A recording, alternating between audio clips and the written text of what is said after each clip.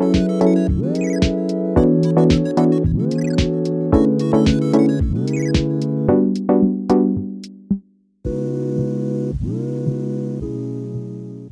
ladies and gentlemen, to the Super Game Brothers podcast, a weekly podcast about board games and video games that I do together with my brother. My name is David, and I'm joined, as always, by the man in black, Ash Ketchum, today. He's got that hat on backwards, ready to catch the Pidgey. How are you doing, Ash? Ash is doing pretty well. His Pokemon are ready for battle. Nice. They're all healed up. I'm doing good. Yes, happy to be here. I had a weird day today. I slept a lot of hours last night. I won't say how many, it's embarrassing, but I got out of bed and I went, and I've had this long experience with my car. So my car has a check engine light problem with like one little thing. We've tried replacing parts, but it always comes back on. Right now, the check engine light isn't on. So I took it to get emissions done today. And they were like, sick, man. It passed emissions. I was like, no way. No way. Wow. And they were like, the sad thing is, though, you've waited so long to do this. Your registration has been unregistered for like 6-7 months that we don't have 2024 stickers anymore. We're required by law to send those back at the end of June. So you have to go to the DMV if you want to fully get your car registered. I was like, are you kidding me? If I'd have done this 3 weeks ago, my car would be registered right now. And so I still got to go to the DMV. I have a flat tire as well that holds like 15 PSI. They're supposed to be at like 40 PSI. And I'm just like, that I'm never going to be able to drive that thing. But that's what I did today. Wow. Did you go to the DMV then? No, since it was a holiday for our state, I think it was closed. I went too late. And you know what's going to be funny? I'm guessing I get pulled over on my way to the DMV. They're going to be like, your car's not registered. I'll be like, yeah, that's where I'm going right now. Fun with you. Mm-hmm. And I just hope they listen to me when they pull me over and say, you know what? Okay, bud, we're going to let you go. Go get that car registered. But instead, they're going to hit me with a $300 fine. So did they finish the registration? You just can't get the sticker till you go to the DMV? Yeah, or did they say you don't need to go do all of it over there? Yeah, I was renting my car to our brother. So he actually paid for 2024's registration. But it wouldn't pass because emissions hadn't been done yet. So the registration's been paid for, and emissions is now done. So I just have to somehow sneak to the DMV 20 minutes away, and it will be finished. But I'll have a flat tire still. So, yeah, you need to really sneak. I do, yeah. That's funny. Yeah, man, I hate car registration. I work from home, so I have a little black car that it's just a Chevy Cruze that we used to use, but I don't really use anymore, and I feel like that thing always needs to be re-registered, even though I never drive it. And man, it's not cheap, and just the many, many ways that the United States of America continues to tax us on money that we've already paid taxes on. Love it. It's super cool. Yeah, super love it, but I can't complain. There are other countries in the world that are taxed much higher, but when income tax started and it was 1%, I feel like we're a far cry from that nowadays. So I don't know. And I hate car stuff. I hate paying. Cars are like the biggest money pit almost. I think some people think that like their car is a good investment, but man, that is definitely not so. It holds no value, just depreciates like crazy. And then you're just always replacing the oil, getting new tires, your windshield breaks. Tires are flat. Cars are the worst. Yeah, I'm in a special situation where my plan is to never buy another car until I run this one into the ground. Truly. Yeah. To be completely out of a car payment is extremely nice for me because the car still requires payments for, like you said, oil and filters and cleaning and whatever else. I don't want to add like an official monthly payment to the car. Because they take a lot of money, and it's discouraging when you look at them and you go, oh man, it has another issue. I don't know how to fix this. I don't know many mechanics, and I don't know what this is going to cost. And I hardly drive my car, so should I even get it fixed? I don't know. Right. Yeah, I hate it. My black car is paid off as well, which is really nice. But we have a minivan because we have 3 kids, and that one's not paid off. And I'm just like counting down the days till it is. Because yeah, that $700 a month could be used for Oh my. a lot of other good for groceries, which is always my joke that we can't afford your groceries, but crazy out there. Well, cool. I'm glad that you are almost done with the car drama, and hopefully the experience at the DMV goes smoothly. That can go. I've had some really bad experiences at the DMV, like being there for hours and like being so confused what is even going on. But then my last trip, I was out in like 7 minutes with a brand new license. So I was just like, okay, cool. I don't know. That place is rough though. You walk in and it's like, is this the prison? Did I miss a turn? Yeah. I don't know. It's brutal. They got all kinds of weird queues you have to stand in, paperwork to fill out, and I swear they have like bulletproof glass on all of the like kiosks. They don't want to be near the clientele either. It is strange. They should make it feel like a hotel in there. You know, have some music and like it's like relaxing. Instead, it is very depressing in that place. Yeah, for reals.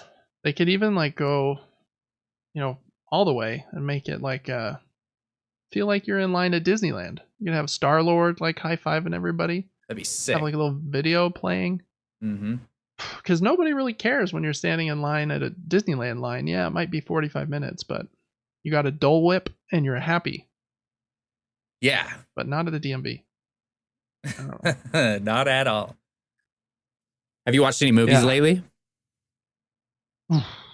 Not really. Me and my wife are really big right now into a show that we had seen almost all of it before, but other than maybe the last couple of seasons. But it'd been probably 6 or 7 years since we watched, and so we decided to start it back from the beginning. And I'm very picky with TV shows, and I can only rewatch shows, I think, if they're comedy focused, like if it's a sitcom. Because if it's been a little bit of time, I've forgotten all of the jokes. But for like a drama, it's trickier. Breaking Bad being the exception. It's hard for me to watch something over and over again because I know the major like plot points. I know what's going to happen. But the moment to moment joking, gets me. So we're watching Brooklyn Nine-Nine again, which is such a funny TV show. If you haven't watched Brooklyn Nine-Nine, it's really great. I think the main character is the guy from Hot Rod whose name is escaping me at the moment. Oh, what is his name? He was on SNL with Justin Timberlake a lot as well. His name is...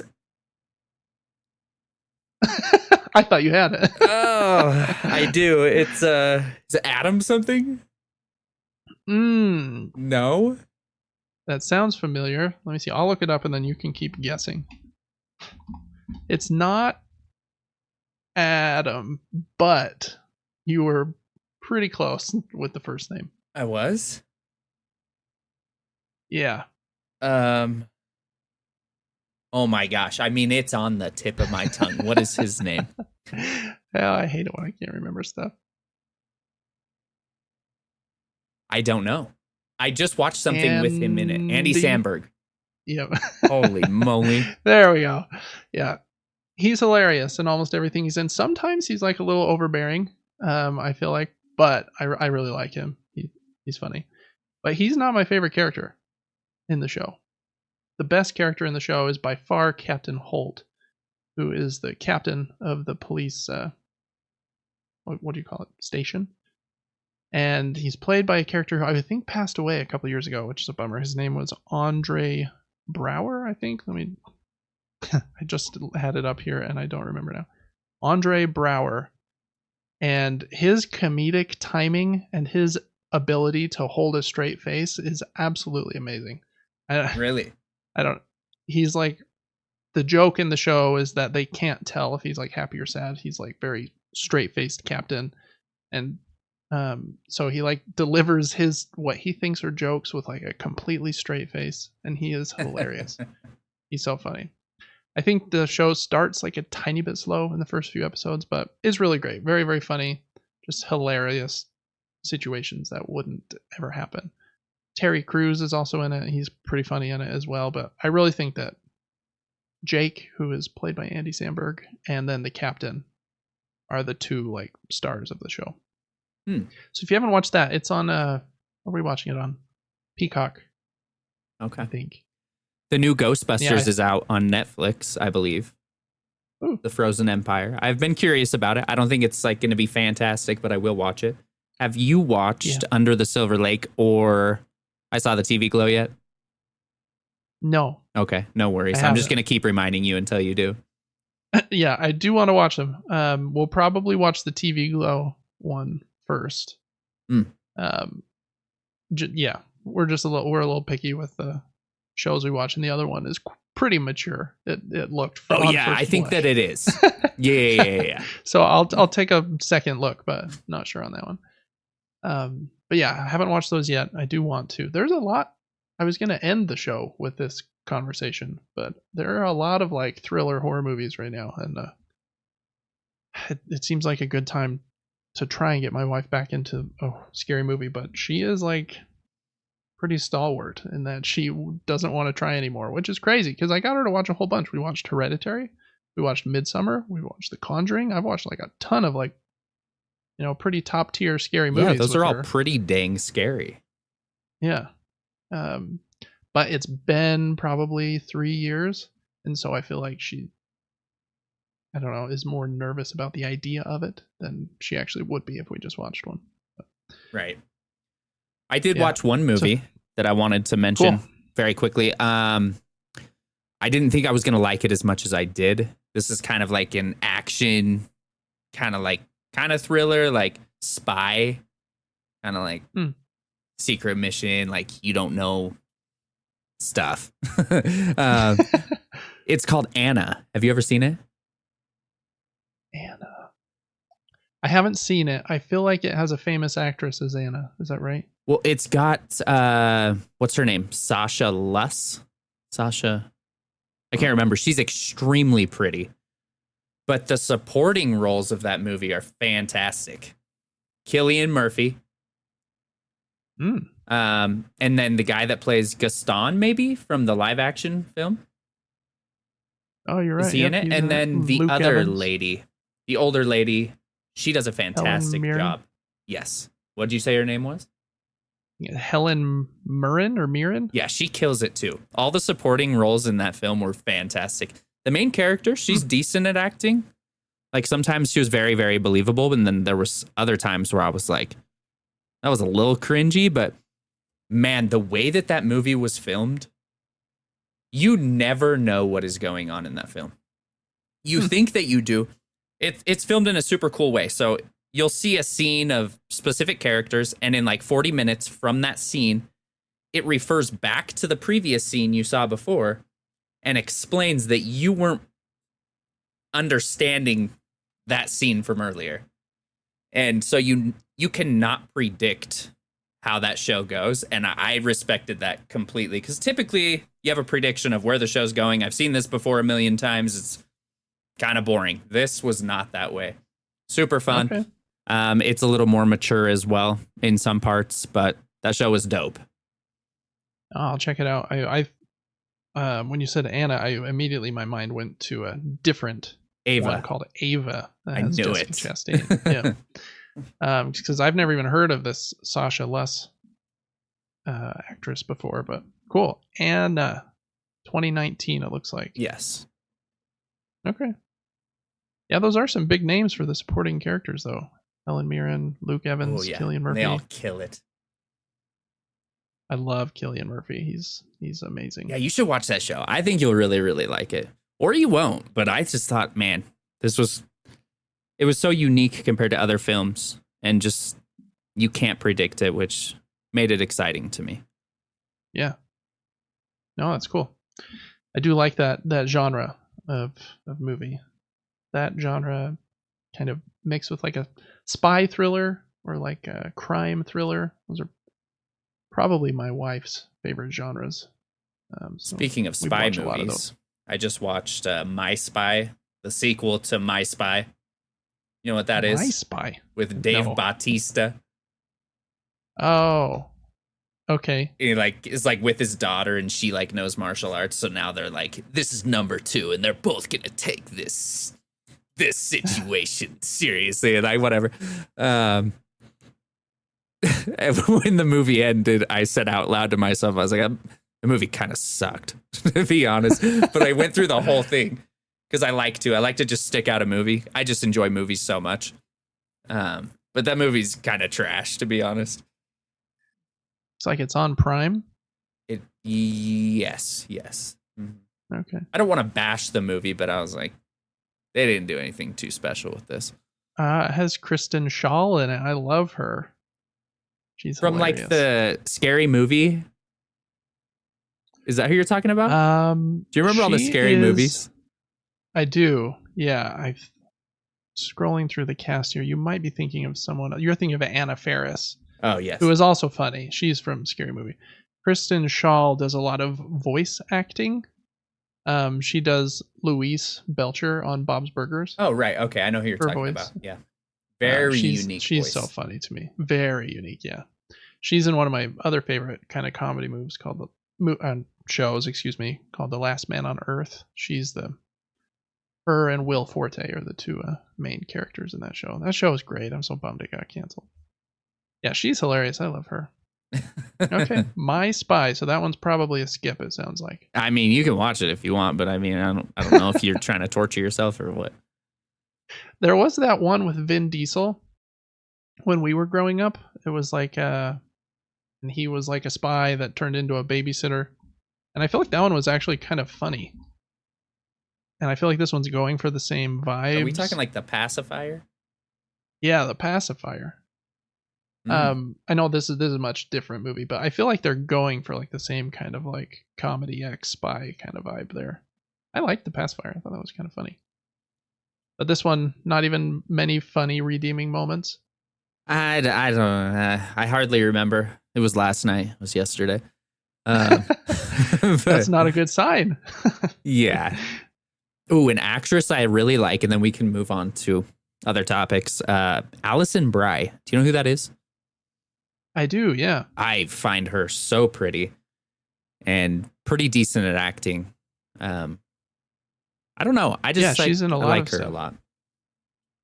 The most recent thing that I know her from, and I'm pretty sure it was her, she was in one of Lubelin's videos. Lubelin is that, yeah, he's that guy on TikTok and Instagram that does the music, like the songs based on the fake internet, or not, I don't even think it's fake, the internet drama. So he has like I'm trying to think of what the most famous one is. It's probably like about the grandmas fighting on Facebook because the one stole her like recipe for, what is it called? I know nothing about this. No, you do. Internet drama part 1, part 2. He has like millions and millions of views on those videos. And what is this one? Part 2, 2020. Yeah, she stole my broccoli casserole recipe. No. Nothing. Google, she stole my broccoli casserole recipe. And just let's watch this video real quick. I don't have it. No audio would come through, so sorry for everyone, but you've definitely seen this, right? Oh, I have seen this guy.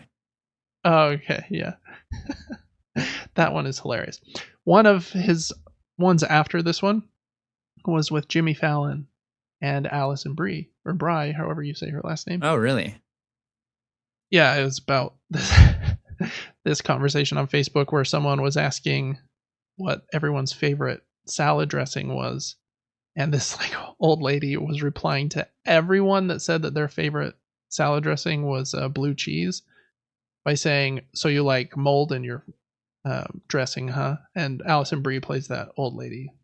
Oh, Blue cheese has mold in it is kind of the thing there. If you haven't watched Lubelin's videos, they are excelente. Just so good. But yeah, that's the last thing I remember her from. which is a kind of a deep pull, but I know she's in a lot of like TV series, I think, that I just haven't watched. Cool. Yeah, lots of good stuff. It's impossible to keep up with all the content there is nowadays. There's too much. I wish, and that's kind of subscription services' fault. I feel like Netflix has to have a new show every week so that you'll stay subscribed, right? But they could cut like 80% of their stuff, because a lot of it's like, did I need to watch that? Correct. Pretty low quality. And a lot of platforms that aren't Netflix do not release something new every week. Like Peacock and Max, it's like once a month you get some banger that's an hour and a half long, and you're like, cool, man, I'm glad I'm subscribed to this for that 90 minutes. I know, and that's probably why Netflix does it, is because people probably subscribe to like Peacock and Paramount for a month and then bail after they've watched their show. So there's got to be a really tricky balance there. And HBO is kind of like the king of like high quality, right, shows, but I feel like they probably even have people that come in for 2 months to watch Game of Thrones and then bail, and then come in for 2 months to watch the new series of Barry and then bail, and 2 months for True Detective and bail, 2 months for The Last of Us. I'm just naming shows at this point. Yeah, I mean, Paramount Plus is the same thing. You've got like the new Knuckles TV show, which I really wasn't that hyped about. He's kind of cool because he looks like Sonic and he's red. And then Your Honor with Bryan Cranston, fan-freaking-tastic show. And then, oh yeah, super, super good. Yeah, you should watch that as well. And then Mayor of Kingstown. He's such a good actor. Oh, you've mentioned that one. Jeremy Renner. Yes, right? Fantastic as well. Oh, I love shows. Yeah. Yeah, it is tricky. And then Amazon and Prime are just kind of behemoths. I mean, the new Rings of Power, I think, comes out like in a month. Really? Wow. Which I don't think is the best Lord of the Rings thing ever, but I do think it's better than The Hobbit.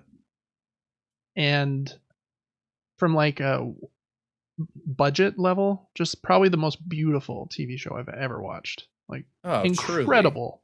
Mm-hmm. Like as far as like the CGI and the sets and like the costumes are concerned. So I'm kind of excited for the second season. I know there's a lot of people online that didn't like Rings of Power, but I don't know. I think it's I really enjoyed it too. So when I heard that, I was like, oh really? I even talked to some coworkers and they were like, yeah, I didn't really like it. And I was like, oh really? Like we really enjoyed it. Oh man. I mean, I don't think it's like the original trilogy level of like quality, but it's telling a different story. I feel like it's hard. This is another tangent. Even like looking at The Hobbit, I don't really like the Hobbit series, at least the movie series. I think it's overly stretched out, has some fun moments and like some cool big fights. They focus too much on CGI, where like the first series was all about how can we make as much of this practical effects as possible. So I think that stinks. But there's also like the story isn't as, the stakes aren't as high, right? In Lord of the Rings, it's like world's gonna end if we don't get the ring to the volcano. In The Hobbit, it's like I'm a dwarf and I want my gold back. Yeah. Like, okay, that's cool, but it's not as dire. So the stakes aren't as high, so it doesn't have like as much of the dramatic moments. Worst case scenario is that main Hobbit is sad because he doesn't get his money. Yeah. And I feel like Rings of Power suffers from that a little bit. I mean, it has obviously spoilers for the first season of Rings of Power if you haven't watched it. I won't even say like the main twist, but Sauron is in the show, just as like a heads up there. So I mean, there are some like pretty big stakes, and man, that episode where the Mount Doom explodes, so cool. Like one of the coolest things I've seen in like a TV show. I was like, wow, I didn't think they were gonna do that. And so I don't know. I feel like there is a little bit of a struggle there with the stakes and what do we do when people know the outcome kind of the story, but that is since hard. It's like the thousands of years before the trilogy, like it's they've got a lot of stuff they can do, and I feel like they can make that one have higher stakes than The Hobbit seemed, in my opinion. But so yeah, I'm excited for Rings of Power. Oh, same. I like that main chick as well. I like her too. Who a lot of people Galadriel? Is that who it is? Yeah. Mm-hmm. Okay. Yep. She acts a lot in of this people didn't horror like her in it. film called Saint Maud or Saint Maud. Saint Maud. That's right. Show kind of freaked me out, to be honest. Really? Yeah. Yeah, I like the actors in that show are good too. I think my favorite is the one that plays Elrond. He is excellent. Elrond. Kind of. I think he plays Elrond, right? He's the shorter kind of elf that's friends with the dwarfs. Oh, right. I Yeah. slurred my words there for a minute. He does a fantastic job. I think he job. does a great job. Mm-hmm. Yeah, Rings of Power. That'll be fun. Yeah, lots of good TV. Write in. Let us know what you're watching. I'd love to sift through some of the garbage and get some good recommendations, because it is hard when you're scrolling on the TV. I'm like, I just pushed over 500 times and I don't know if I want to watch any of those things. But... All right, Devin, I got a couple questions for you. Over the weekend, one of my friends from Denmark was in town, so we went to dinner, which was fun. Yeah, he is single, and so he tries to come and visit America, I think, every few years. It had been 6 years, I think, since his last trip. But anyways, we went to a restaurant. We went to the Cheesecake Factory, which is a restaurant chain that I enjoy. I think it's good. Couple comments about Cheesecake Factory first before I ask you the main question. What do you order there? And are you intimidated by the giant menu? Because I never know what to get. We have a few like staples that we like. We like the Bang Bang chicken and shrimp. I like the jambalaya. I think my wife likes the chicken Madeira. And I got fish and chips when we went, which was actually really good. I wanted a few more fish, but it was good. So I don't know. Cheesecake Factory I think is solid. Maybe a little overpriced, but it's good. What are your thoughts on Cheesecake Factory before I flesh the whole question out? I love the aesthetic inside. I think the food is fantastic. I don't know if everything on their menu is fantastic because you'd have to go there 50 times to try everything. But we always got, my ex and I would always get, what was it? I want to say one of them was like a Thai dish. The other one was more like a chicken parmesan with these flat breaded chicken pieces on like a bunch of spaghetti, and it was so good. I can't remember what the dish was called, but okay. I wonder if the Bang Bang chicken and shrimp is what you got then, because that one is like in a curry kind of vibe, but that one's so good. But what's your favorite cheesecake? Oh man, that's a great question. I would need to look up a list, and I'd tell you a few that I would choose because there's a lot. Yeah, there is a lot. And I think one of the most obvious signs of shrinkflation, which is a thing, which is basically companies keeping their prices the same, but shrinking the item that you get, right? Portion. Yeah, is the cheesecake from the Cheesecake Factory, whose slices have absolutely gotten smaller. Anyways, my favorite, which is surprising because I'm not usually a fan of rich, like desserts. I'm usually more of a fan of something fruity. But for some reason, I think the Oreo cheesecake slice from the Cheesecake Factory rules. And it is probably the richest thing I've ever eaten. Like, it's unreal. Like, the entire back of it is just like a cluster of M&Ms, of chocolate chips. So you've got like hard chocolate chips on like the back. You've got a humongous Oreo. They must have like some exclusive with Oreo to get giant cookies. Or it's off-brand, I'm not sure, but it's a giant one. It's like, it's not like a Cool Whip. It's like probably cream cheese, thick frosting on top. It is incredibly rich, but very, very good. Oh yeah, that's probably it. That's probably a mousse. Yeah, I love that one. All right, Devin, I thought for a little fun activity here, we would do a little tier ranking of restaurants. So I've put them in 4 categories. Okay. We've got like the fastest, low-end fast food. Then you got medium, like fast food that's a little more expensive, not quite as fast. Then you got chains. Chains are things like Cheesecake Factory, Chili's. I don't know. That's probably where I will end my tier ranking, because the next category I put was more expensive restaurants for rich people, which I'm not. I've only been to like I don't know. So I'll probably cut that one out. But I think the main one that'll be interesting to talk about are the lower end fast food items. So I thought we could just go through a few and you could tell me what you think the tier ranking is. I think we have to start with the king of the lowest end fast food, McDonald's. And you want me to like SABC? Yeah. Oh, okay. Or even I don't know what the bottom tier on a tier ranking is. Do they do like D and F? Probably. I'm not sure. D and F. We'll do that. McDonald's fries are fantastic if they're hot. Dude, sometimes I've opened those burgers though and been like, what is this? There's nothing on this. Yeah, this is almost a tricky one because I think the comment I would make with McDonald's is it is very dependent on the McDonald's you go to. We have two that are really close to us. One of them is probably the worst McDonald's I've ever been to in my life. And then there's one about a half mile farther, and it's probably the best McDonald's I've ever been to in my life. Weird. Just consistently. It doesn't matter. Every time. The one sucks, and the other one's great. So we always go to the great one and drive a little farther. So I guess thinking about McDonald's at its best, if you only go to the... Yeah, for these rankings, we'll do the best. Sometimes McDonald's is fantastic. Their breakfast food is... Oh my gosh. Oh, yeah, give me that McGriddle. The little syrup-infused bun. Love that. For convenience and price, I'm just going to throw...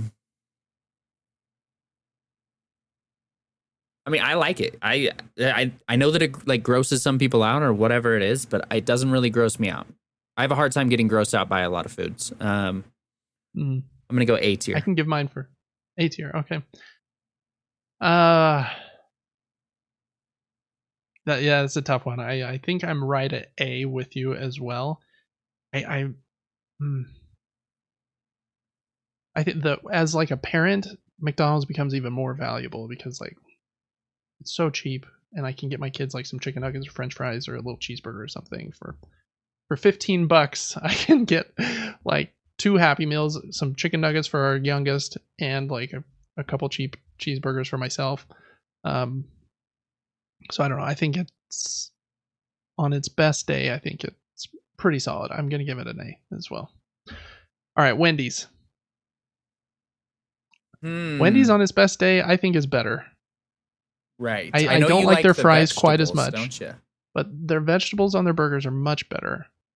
And man, getting like a Dave's Double, like that classic Dave's Double, that's a good burger for like a super fast, like fast food. They've tried a lot of good burgers. They've done like triple patties, pretzel buns, really unique Baconator. Yeah, barbecue sauces on them. Oh my gosh, I got a Baconator with 3 patties one time, and I almost went into a coma. I'm serious. That was so much funny. Food. I think I ate it and just went to sleep. But man, a good Baconator. Just for their food alone, I would put them in S, but I'm gonna put them in A as well. I was gonna say A as well. Their speed, terrible. Like their app ordering experience, terrible. I don't understand. They like McDonald's is already there. Like just copy everything they do. Like as far as like the experience. But I feel like every time I go to a Wendy's, I'm like, yeah, the food was better, but almost everything else about the experience there was worse. Right. Yep. I don't know. I agree. A tier for me as well. Yeah. All right. I was trying to think of other ones in this tier. Arby's. Oh boy. Oh man. If you get a roast beef sandwich with the perfect amount of cheese blended with the Arby's sauce, I mean, we got to be at A tier again. The curly fries, the Jamocha shakes. The curly fries are amazing. That is a good shake too. Yeah. Crap, these are all going today. I was going to say, this isn't a very exciting tier list if everything's in A. I'd probably put Arby's in B, just in general, because there are a few things I really like on the menu, but I feel like there's only a couple. It's just the curly fries, just like the roast beef sandwich, and just the Jamocha shake. I don't think there's enough like variety there. I mean, they do have some crazy stuff nowadays. They've got the meats, and they do weird sandwiches. They do. I just, as a poor person, I don't go for like the $7 Arby's sandwich, you know? I'm like, okay, there's the dollar menu, and oh yeah, there's one thing on it I like. You got the ham and Which is not cheese a dollar sliders for $1.50. They're like Yeah, those are literally 2 inches wide. Or the apple pie. yeah. So I'm gonna put them in B. Just kind of in general. Okay, what else do we got in this tier? Probably got, I don't know, was Sonic go in this tier? Probably. Oh, cream slushes are unreal, man.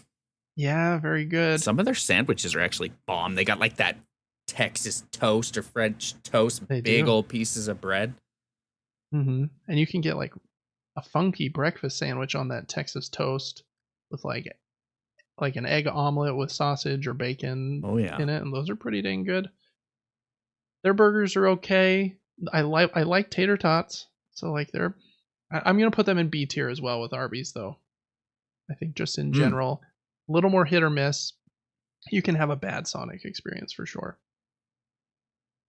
I might have to throw them in A as well. If we're going off their best day, like sometimes it's so good. Yeah, that's true. And the experience is unique. You pull up to like this window, the little red button is fun to push, and it is. Okay, what's the opinion on the Sonic window? Do you tip? Because they rode rollerblades? I'm always stressed out by that. I'm like, do I just go through the drive-thru so I don't have to worry about tipping at this weird like parked spot? Do you think they're always wearing rollerblades? I don't think so. All the last day? few times I've been there. Probably smells weird in there. Probably smells like feet in there. That's why they don't let us go inside. B tier. Yeah, for reals. B tier. Stinks in there. I do appreciate their like extravagant drink menu though. I mean, you can get the slush, the cream slush, like the milkshake, and whatever mix-in you want in your soda. Is pretty cool. So gotta give them a shout out for that. Let's see, what else would be in this tier, Devin? Can you think of any others? I feel like we're missing a whole bunch. You got like the Taco Bell and the Del Taco. Taco Bell is pretty great. I would put a Taco Bell in A tier for me, I think. I agree. Oh, man. Yeah, it's got to go A tier. What would an S tier be then? I was trying to think of that. What it would be an S tier. I don't know. Maybe Taco Bell is the S tier. I just feel like they really ding you at Taco Bell for drinks. Their drinks are expensive. Oh, yeah. Which was like McDonald's kind of ace in the hole for a while, but they're no longer $1. They're still pretty reasonable. They're like $1.50 for a large drink, but you get a large drink at like Wendy's or Taco Bell, it's like $3. So yeah, I don't know. Taco Bell is great. Beefy Crunch, Crunchwrap Supreme. They got some good stuff over there. Okay, a few others. We got A&W. I think the only redeeming thing there is the root beer freeze, which is amazing. Well, and they let you buy like a half gallon of their root beer. That's true. And it's mind blowing. It's like so sweet. Yeah, very good root beer. I feel like the rest is just kind of okay though. I feel like they always partner that restaurant with KFC. Yeah, I don't know why. Kind of a weird mixture there. I'm gonna put both of those in B tier. Okay. Yeah, I could see that. I'd probably put them in C for me. What about Arctic Circle? Arctic Circle shakes are freaking fantastic. Shakes are great. You get a little vanilla wafer in there, and I like the spoon. Their food's a little strange to me sometimes. I agree. Like, I don't really know what I'm eating, but yeah, I think everything except for their ice cream is generally like pretty bad. Yeah, I'm gonna go B here as well because I can enjoy it. Yeah, that's the hard thing too. I'm not incredibly picky, especially at this price, but I'm like, I gave you $5. Like, I'm not expecting the world here. Like, you give me something halfway edible, I'm gonna eat it. So yeah, I don't know. I'd probably put them in C tier. I think their food's like not very good. Carl's Jr.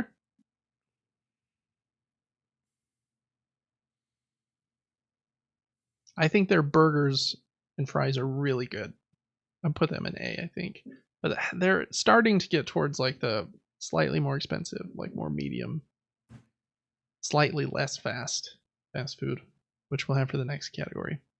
Ooh, I really used to like Carl's Jr. and then I feel like it started to like weird me out or something. I don't remember. I'm gonna go B. B, okay. For a while, they had this weird like Captain Crunch milkshake. Oh yeah, Actually, they pretty tried good. a lot of unique things. Really weird ones. Yeah. I feel like we're probably missing like some very obvious low level one, but for time's sake, we'll probably just move on to the next one. So this is like what I'm thinking here. Well, I guess we got one more. I'm gonna do In and Out in this, just because it's like such a In and Out is gonna be an S tier for me.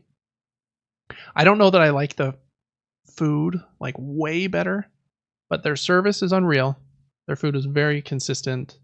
My wife has celiac disease, so she can't have gluten, and they're like very gluten friendly, which is a very specific like boon for David and my family. But In and Out, and they're fast too. Our drive through here gets way long, but they get people in and out. It's pretty good. So I'm gonna give In and Out an S tier. I think. I think I am too. They have a simple menu, yet if you know the secrets, you can get an animal style, protein style. Everything is always accurate. You never take the food away and go, this isn't what I ordered. Their fries are very unique, but I like them. And they just got like those old fashioned kind of basic shakes, and I think it's cool. It's simple. Their burgers aren't overpriced like Five Guys. Right. Yeah, I'm gonna go S tier as well. Yeah, I think that's a good call. I do wish they had better soda. Their like soda machines need a little more. They don't have very many options in there, but that's okay. All right, on like the medium, like fast food. So here I would put like Five Guys, like you just mentioned. Here in Utah, we have Apollo and Astro Burger, which I really like. You've got like the Habit, Costa Vida, Cafe Rio. This is probably where like what's that place called? Panda Express, Woodfall. What else would be in this realm? This is probably Chipotle level as well. This is where when I get a little more picky with the food.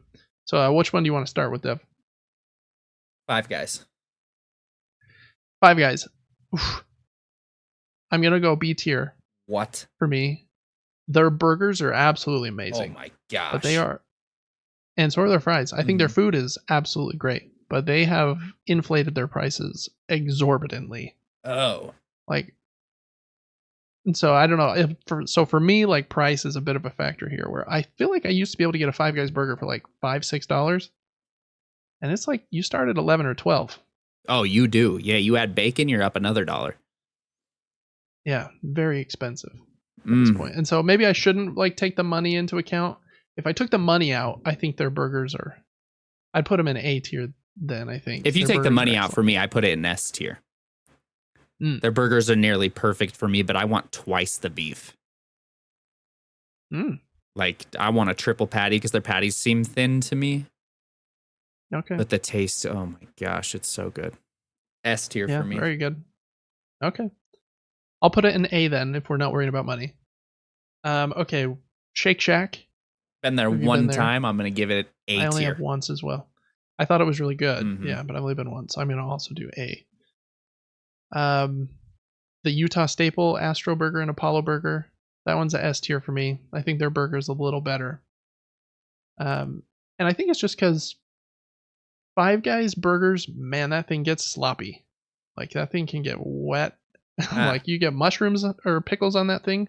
That thing's gonna be very wet by the time you. Like, I don't like when a burger won't stay together. It's like you've got freaking silicone spray or WD-40 in there, and it's like no wonder they need toothpicks. It's unreal. I ate a burger the other day with a fork, and I was like, "Why have I never done this before?"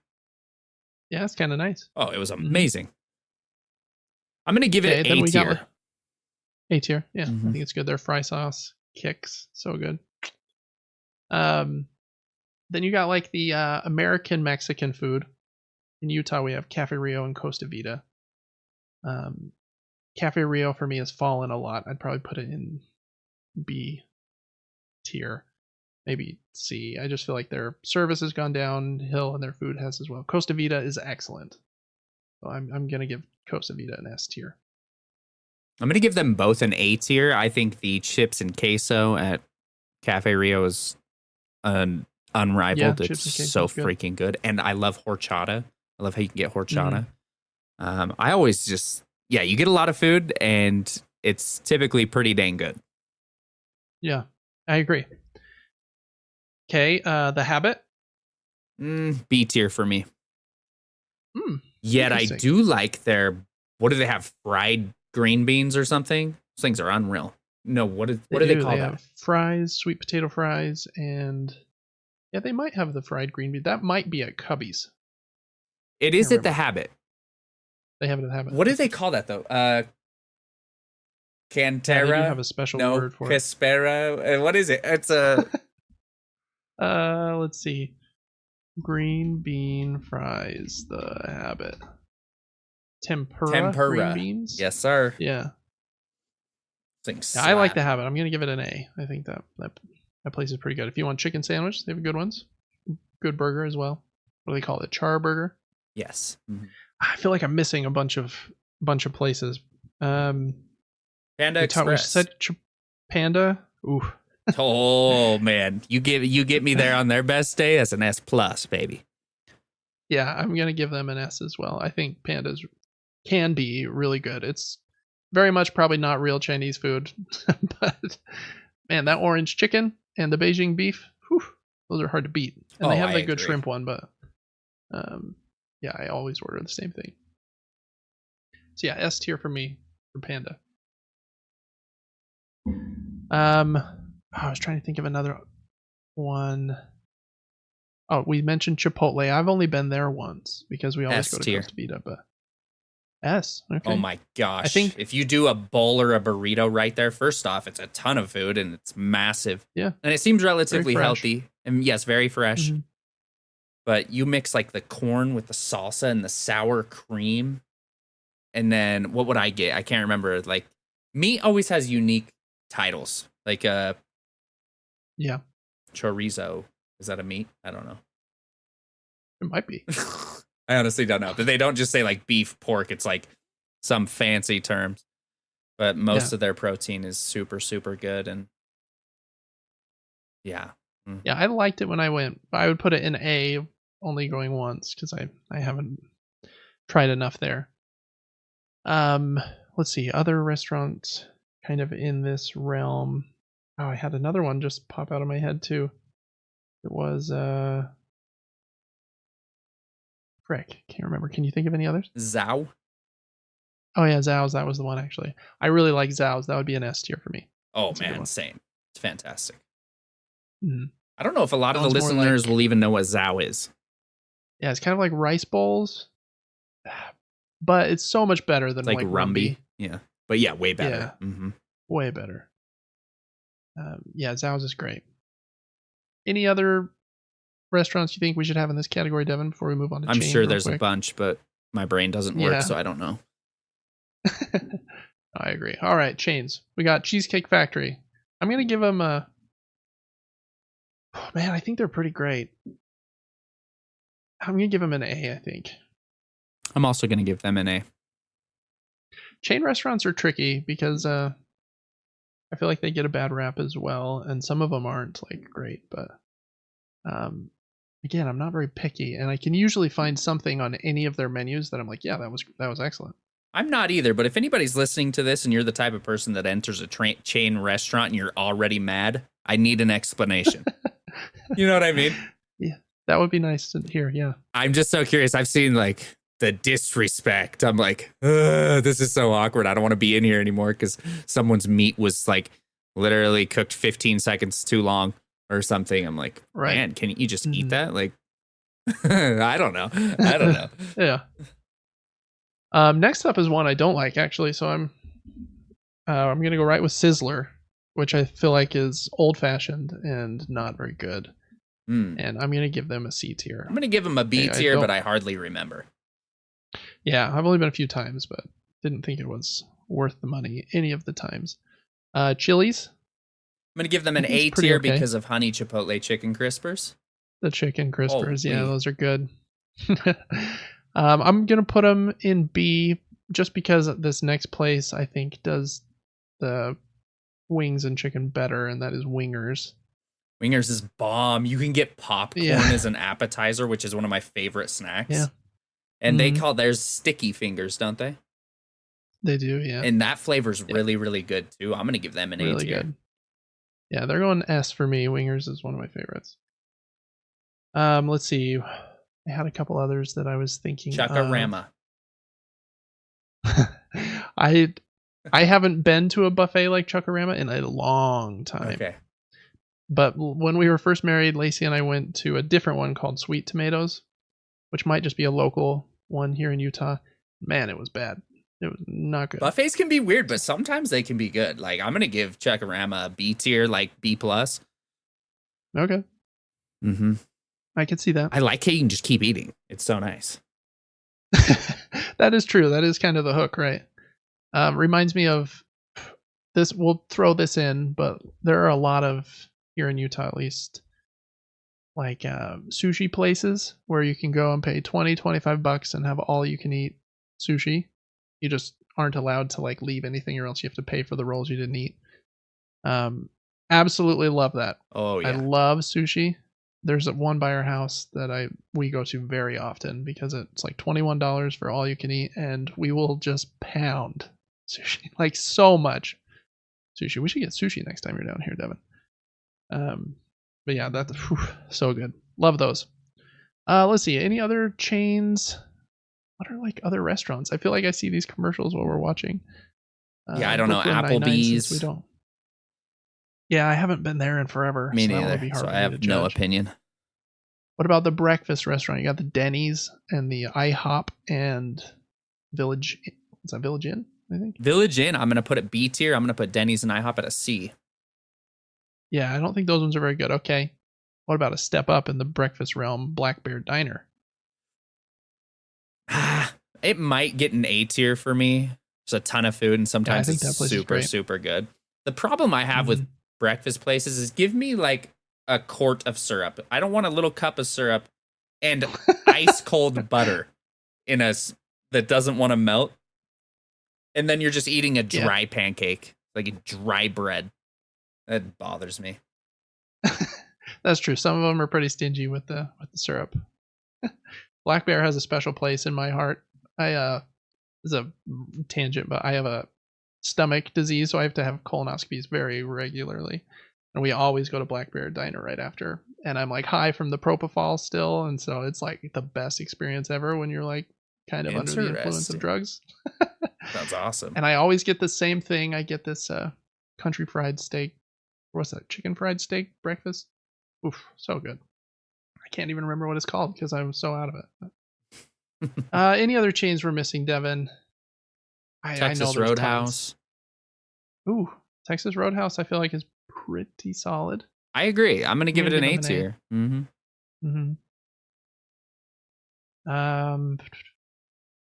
Should have written these down beforehand, but I was like, I can remember all the I have this restaurants weird that thing. ever existed.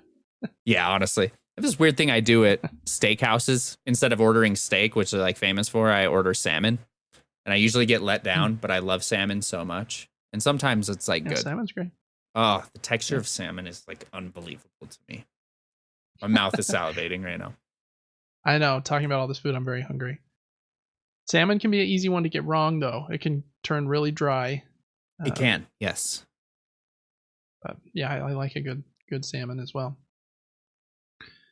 All right. Well, I guess just in closing, for the more expensive restaurants for rich people, I haven't been to many. And I feel like every time I have been to one where I'm like paying $50-$100 a plate or whatever, I'm always like, man, I would have rather gone to Wingers or one of these other places. So unless you're like the money is no like object to you, then more power to you. But that's definitely not how my life is. So yeah, I'm pretty simple. I don't feel like I need to be seen in a fancy restaurant in a fancy outfit. I hate dressing up, to be honest. I prefer to go to McDonald's in my sweats, get the food over with, take it home, grab some candy on the way home, and eat all of it. I've eaten at some pretty nice restaurants when I was making good money with my ex. We'd like go downtown and we went to like, not like rooftop, but really high up with a view. And I was like, I kind of feel out of place here. Like I'm not sophisticated enough to be sitting in this seat, and I'm actually excited to leave. Right. But like the food's you have typically to ask him, good. like, yeah, you have to ask him where the chicken nuggets are on the menu. Oh yeah. Uh-huh. How do you pronounce capriata or whatever these words are? I don't know. Yeah, exactly. That's funny. All right. Well, too many food options nowadays. Just like too many TV show options. There's just too much stuff, which is why we generally go to the same place over and over again. But, unless you were tricked into thinking otherwise, this is not a food podcast, though. This is a board game and video game podcast where we talk every single week about the games that we're playing, some news in the industry, and yeah, just generally laugh and have a good time as well. Thanks so much for being here with us and listening. If you want some extra perks like extra episodes, get the show early, then you can join us over on Patreon at patreon.com/supergamebrothers. And we also have a giveaway every month. This month, we're giving away a bundle of board games, Kiro, District Noir, and Splitter, or a $50 gift card to Amazon, Steam, or PlayStation Network, depending on where you live. If you're out of the country, I can't ship the game, sorry. Or if you just want the video game credit in your Nintendo eShop account, then there you go. So make sure to join that. There should be a link in the description of this video. It's also at supergamebrothers.com. You should be able to see the giveaway there too. So that was all the housekeeping there. So Devin, we're just going to jump right in this week since we did a kind of a longer opening segment, but I thought that was kind of fun. It was. We're going to jump right into the news mini nuke. And first up, we talk about game announcements and trailers. Devin, you might remember last week, the company that made Splitgate had a little tease for something new that they were going to show off. Well, they did. They showed it off. And here it is. Here it is. I was excited for it to hopefully not be Splitgate 2, but it is Splitgate 2. Which I guess makes sense. I guess the details here. It's coming to PlayStation, Xbox, and PC next year in 2025. And on the PlayStation blog, the details they wrote, there was a bit more than this, but they said, quote, "For now, I can share the basics. Splitgate 2 is a multiplayer first-person shooter made in Unreal Engine 5. It's free to play, it has a faction system, and is coming to PS5 and PS4 in 2025. Oh, and it has portals, of course." The trailer looks very pretty. It's just kind of a cinematic trailer. But it does show some cool new things. They mention a faction system in the little write-up. And it does look like the different characters have different abilities. One throws down like a little portable portal. So it doesn't have to like be on a wall. You could just throw up a portal anywhere with this little device. Another person throws up what looks like kind of a shield barricade. I don't know exactly how different they will end up being, but some of those look like they could be cool things. And I can't remember, was the first game free? Was Splitgate free? I feel like it was, but I don't know. I thought it was as well, because in this blog post they made a point of noting that they're changing to free to play, and that's why they decided to go with Splitgate 2 instead of just forever updating Splitgate. Oh. But, maybe they just wanted the marketing kind of beat to be able to announce a new game, but I don't know. We'll see what the gameplay looks like. They said they're going to have a lot more to show in August, which seems like it will be at Gamescom then, probably at Jeff Keighley's Gamescom. What do they call that? Opening night live video presentation. So if you like Splitgate, new one coming out next year. Next up, there's a game based on the movie series A Quiet Place that we've talked about a few times recently. And IGN got a 10-minute gameplay snippet from the game as like an exclusive. I really like A Quiet Place, at least the movie series. And the company that is making this game has made a couple games, one of them not very well received and one of them pretty well received. So I really hope that this will be kind of a breakout game for them. A couple of weeks ago, I was saying it would be really cool if they had a feature based on the main character's asthma, and they do. It looks like they do. You have to find some what are they called? Inhalers. I can't tell. There's not a lot of details if it's like just on a timer, like after a certain amount of time, she just needs another shot, or if it's when you get too stressed, or if like the aliens around. I think visually the game looks pretty cool. Like the monster looks cool later in this gameplay snippet. It's like sneaking around, and you have to like sneak around it, and you can even like walk right around it because they can't see. Right, it's kind of a thing they can only hear. So I don't know. I think aesthetically, it looks really cool. But this gameplay segment that they chose to share with IGN, I don't feel like was a great one. Pretty boring 10 minutes of just kind of sneaking through some rooms, picking up a couple of things like some more inhalers or batteries for the flashlight and stuff. And then it doesn't really show much gameplay really, other than the walking around. The only thing at the end, the monster does hear the character and like jumps on you and I guess kills you. I hope that the gameplay isn't that like black and white with like, oh, you got heard, now it's an insta fail, because that would be lame. There needs to be more kind of a dynamic gameplay than that. Like in Alien Isolation, you could get heard or even seen by the thing, but if you were able to like break line of sight and run and like get in a locker and then hold your breath, like you might survive that, maybe, or use like a flamethrower or something to kind of get him out of the room for a minute. So I don't know, a little torn by the gameplay snippet there. Looks cool, but the like moment to moment gameplay looked kind of boring and stiff. So I don't know. I hope it can be good. We'll see. That was A Quiet Place: The Road Ahead. You'll have to watch that gameplay snippet after the show, Devin, and see what you think. But I thought it looked a little stale. All right, next up, Nintendo is releasing 2 new sets of Amiibo, both for Splatoon 3.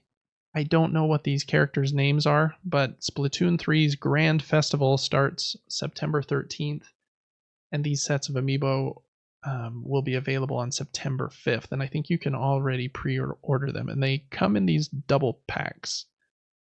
And they're basically just 4 of the little, what do they call them, Squid Kids? Or Squid, I think they're called Squid Kids, which is kind of a clever name in my opinion. But Splatoon's a very fun game. I feel like in the hardcore, like, hardcore is maybe not the right word, but in like the audience of gamers, Splatoon maybe doesn't get like its credit. But man, what a cool like idea of you're not just trying to shoot the other enemy, but you're trying to have control of the map. And you can move faster through your own ink than through the other team's ink. Some really cool weapons. Really fun game. I haven't played number 3, but I do have 1 and 2. It's just been a little bit since I've played them. So if you like Amiibo, there are those that you can pre-order. Next up, also some toy-related stuff. There are 4 Fortnite Lego sets that seem to have leaked. The 4 sets are, the first one is the Battle Bus. This set is 954 pieces, has like 9 minifigs from the game, and is $100. Just for your daily reminder that Lego are overpriced. The next one is Peelybone, who I think is 1,400 pieces, kind of a big statue of the banana dude. I guess he turns into zombie banana or something. That one is also $100, which kind of makes a little more sense to me. It's a little bit bigger as like a collectible statue item, but I don't know. Third is the Supply Llama. Kind of that, I think that, it's that llama that you break open in the game to get all of the supplies out of. So Supply Llama is the right name. That one is $40. It is 691 pieces. See, it's almost 700. And the Battle Bus was like 900. I'm like, how is that one $60 more? Comes with a few minifigs, but are minifigs that expensive? I guess I don't know. I'm like not in the Lego world really, other than a few sets that we get for our kids. Again, when they're heavily discounted. And then last up is the Durr Burger. It was $15, 193 pieces for that silly looking cheeseburger dude from Fortnite. So if you like Fortnite and or Lego, there's that.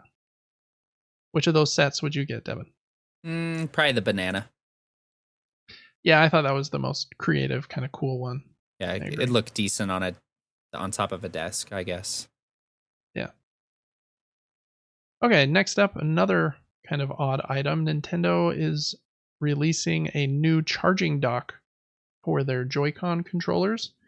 This dock kind of has a stand, and you can also take it off of the stand and play with the Joy-Con attached to this middle charging unit, which is kind of cool that you can charge them while you're playing, because that is kind of a problem. It's only coming out in Japan, at least for now. We'll see if it makes its way over the ocean or not. I am very, very much don't like the Joy-Cons just because they are terrible. Like, they have no longevity. You order some, they're $80 a set, and they have stick drift like next week. Like, that's crazy to charge more than a DualSense, or the same price as a DualSense, and to not last very long. Yeah, I think they're incredibly the controller's pretty cool, has some cool features, but just like you said, the DualSense has better features in my opinion, and is more reliable. So I hope they figure that out with the Switch too. Like, get some Hall effect sensors in those analog sticks so we can get rid of that drift, because it's brutal. Like Devin mentioned at the top, it is a holiday here in Utah, one where we're allowed to use fireworks. So we got some fireworks in the background. So just know that we're celebrating you, dear listener. Thanks for listening. And the fireworks are all for you. Okay, so that is that new charging dock for Joy-Cons. Next up is a game called The Run Got Next. And it is a 3-on-3 NBA Street type game that doesn't have much more than this trailer to announce it. It doesn't even really show gameplay. It's just some of the characters and them dribbling the basketball. But it's being made by an ex-producer from Electronic Arts, so hopefully it can be fun. I really liked some of the Street games in the past. I thought NFL Street especially was like uber fun. And NBA Street was pretty fun too. But I just feel like we played more Madden than we did like basketball games growing up, and so the NFL Street just kind of clicked with us better, in my opinion. Did you like those, Devin? I did, yeah. We made funny characters for NBA Street. My character's name was Eddie Cutlass. Nice. And then we made Soup Fufu and Dexter ATM. Dexter ATM. Soup Fufu, huh? Yeah, those are the three names. It was me, our brother, and our cousin. We used to really like these games. They're a pretty good time, just kind of in like NBA Jam style. Yeah, so I don't know. That one, hopefully it's good. There have been a couple other like basketball games that came out that like weren't very good. Like, I think one was called like 3-on-3 freestyle or something. I don't know. So hopefully that one can have a bigger splash. Yeah. Next up is kind of a big thing. Helldivers 2 is getting a big new update on August 6th. This update is called Escalation of Freedom. Whoa. Really kind of a name that fits the bro status of the game for sure. The new things are, there's a new difficulty level, so difficulty level 10, which sounds insane because I think I only ever played up to 7 maybe, and I thought that was like unbelievable. But if you're ready for a higher level than 9, then you're going to get one. There are new enemies. One of them coming over from the first game is called the Impaler, and it kind of launches these arms up out of the ground, I think 3 arms, and just tries to stab you with them. Another one is called the Spore Charger. That's a charger basically with these like poisonous spores on it, so it has kind of a cloud of poison gas around it. And then it showed kind of an artillery tank for the automatons. Didn't show it in much detail, but pretty cool looking like tank that shot these mortars, kind of missiles up in the air. Next, there is a new outpost type. I think there were like small and large outposts, but they're making an even bigger one than large. I think the term they used in the trailer here was like a fortress, maybe, just really big, like outposts. There is a new swamp area, acid storms that reduce your enemy armor, but also, or reduce the enemy armor, but also your own player armor. So it's a lot more risky fighting in that.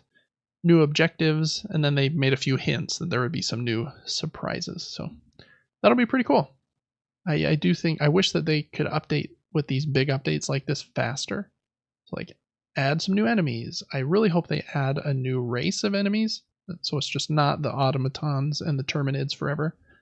This is one of the new objectives that they're showing where you have to find this kind of vial with a baby terminid like larva in it, and you have to put it in your backpack, and I guess it just screams the whole time, and so while you're trying to get it to the extraction point, it's calling in like its mom and all its friends to come kill you. Kind of a creative idea, but I don't know, hopefully that will be a big hit. I know the game's numbers have kind of fallen off a little bit, but it was so big in February and March and April that even quite a fall, it's probably still pretty massive. So Helldivers 2 is a lot of fun. I just need to hop back in when the time is right. Which of those new enemies look most interesting to you, Devin? I like the swamp looking area. The thing that stuck out to me was just the little thing you capture and put in your backpack. Probably because I assume that it takes the place of something you tried to take into the match. A lot of those weapons, you had to have a backpack to reload them or whatnot. Right. So it might nerf you a little bit. You're going to have to be strategic in what you take in. I think that's cool. You're probably right. Cool. So that is out on August 6th. I can't believe it's almost August, but it's going to be August next week somehow. All right. Next up, Party Animals has been out on Xbox and PC for a while, I think, but it's coming to PlayStation, it seems. There was a listing found in the database on PlayStation Network. So if you've been looking forward to that game, which I think does look like a pretty fun, just kind of silly party time. I like the floppy animal vibe. So hopefully it's got enough kind of gameplay chops there to kind of stand up with that cool visual vibe that it has. So that was a pretty short one. And then Devin here, I wanted to talk about gacha games again. We talked about them last week for probably 20 minutes. And I feel like from that conversation, I was like, man, I don't feel like I feel like I'm kind of writing them off. That like, these aren't real games to me, and I don't think I'm going to play one. And I was like, maybe I'm not being fair to them. Like, we kind of ended our conversation last week that maybe this is just like a new vertical in gaming where you've got single player regular games that are 60, 70, $40 or whatever. And then you've got this vertical where people are playing these. And so for the last week, I've been thinking in my head, maybe I need to try one of these. And then a piece of news came out that Wuthering Waves, I guess, which is one that I don't know, is coming to PlayStation 5, which I wrote here in the notes. Wuthering Waves has been announced for Gacha Station 5. I'm just kind of continuing that joke. And so I went kind of down a gacha rabbit hole.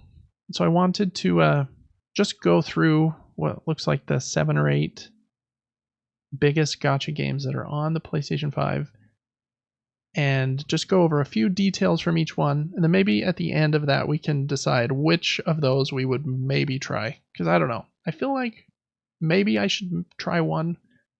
Again, I'm nervous to do so just because of the collectability aspect and how I feel like the business model is kind of predatory. But just the gacha game recap, history recap session here. First up, got Genshin Impact. That came out on April 28th of 2021 by Chinese company. I think it's called MiHoYo, but they've kind of rebranded to HoYoverse is the term they use. It has a strong 81 on OpenCritic, and it's been very big since it came out. I think it made $2 billion in its first year, which is a little bit ridiculous.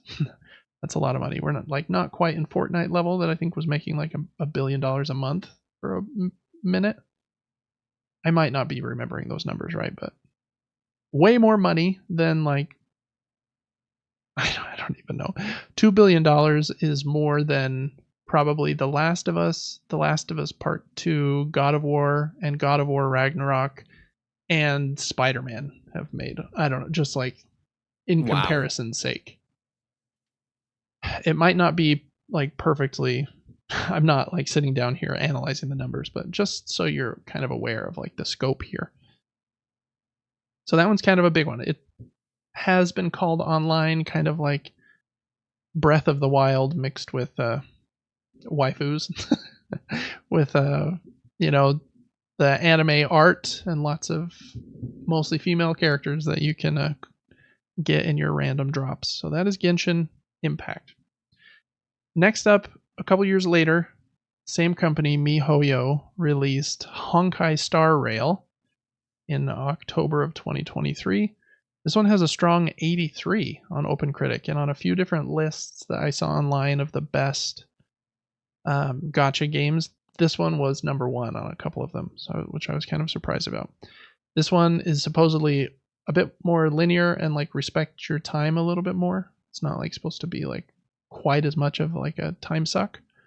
It's also turn-based in its fighting, which I could maybe get down with. It looks like the turn-based fights are fully animated, which is like something that's almost a must for me. If like the character doesn't move at all when I push the button, I'm just like, okay. So I don't know. That was the next one though. Honkai Star Rail. Again, I mean, similar sort of vibe. You got the anime style dudes and ladies in there that you're getting as your drops. Next up, Disney and Gameloft in April. I guess this one might have been before actually, but in April of 2023, released Disney Speedstorm, which is basically Mario Kart with Disney characters. That didn't review very well when it first came out. It has a fair 68 on OpenCritic, but I think that it's had quite a few big updates and people kind of like it at this point. I mean, just looking at like the gameplay here, it kind of looks like it could be fun. I agree. I really like a good kart racer, and the problem would be if there was much like pay to win in the game where like certain character drops were faster. Like that's a problem. But if it's just like cosmetic and yay, I unlocked Sully and now he looks cooler in my cart, like, I could maybe play that. I think my kids would really like that. But I would hope that it was just cosmetic because it looks like it's PvP. Yeah. And so that I think it is. I don't know. That's discouraging when other people are willing to spend so much money and you can't compete. Makes you kind of not want to play the game. I agree. Yep. That was kind of the next one. Then the next one I feel like is the most kind of mature looking one of the bunch that we have talked about to this point. It's called Tower of Fantasy by a company called Perfect World Entertainment. It has a weak 65 on OpenCritic, and it's more kind of MMO focused. I thought this one looked the least interesting to me, but just kind of, again, similar kind of vibe. But you've got bigger groups, I think, going into these MMO kind of fights. All right, and then we got two from this year. The first, Descendant from Nexon, who is a Korean company, on July 2nd. It has a really low score on OpenCritic. It has a 55, and Push Square gave it a 3. Wow. But I know a lot of people have kind of enjoyed it recently. This is the one that is supposed to be kind of Destiny with anime characters. And they kind of stole like Destiny's icons we talked about last week about how they had to they're changing those now. They had 10 million players in their first 7 days, which is kind of nuts. Again, when a game is free, it's easy to download. So how many of those stuck around is probably a much more important question. But I thought this quote that Push Square had on this article was also interesting. Quote, the title, which is regularly peaking at almost 300,000 concurrents on Steam, is currently being played more than titans like NBA 2K24, Roblox, Elden Ring, and Minecraft, at least on PlayStation. And so I feel like the scale of these free games is just like crazy.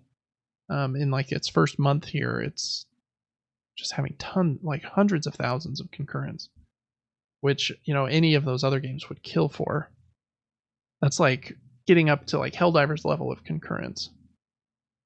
So yeah, just nuts. Like big game. That one doesn't look. I think the gunplay looks like it might be fun, but visually, I thought that one looked kind of the least interesting. Kind of, I don't know.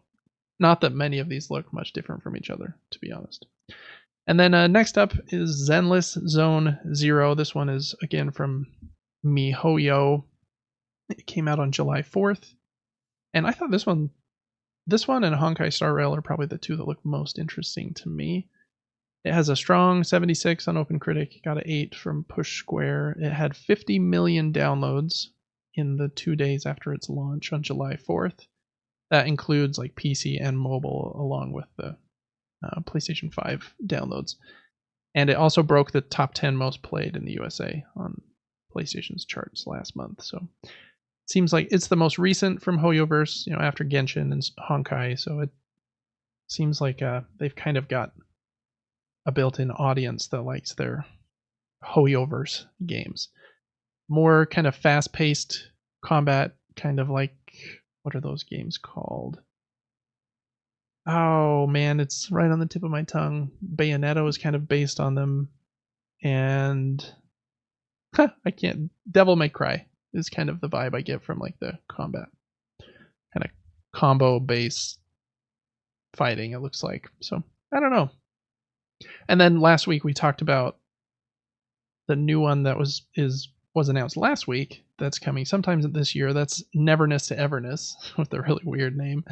That kind of has the Grand Theft Auto vibes to it, where you can also, beyond kind of the regular characters and fighting, you can get vehicles and you kind of explore this big city. And I like the vehicle portion of that game. Looks kind of cool. So that one comes out sometime this year. And then the news this week was that Wuthering Waves, which has been out, I think, on PC and mobile for a few months, is coming to PlayStation 5 as well. So there's just a million of these games just in the last few years.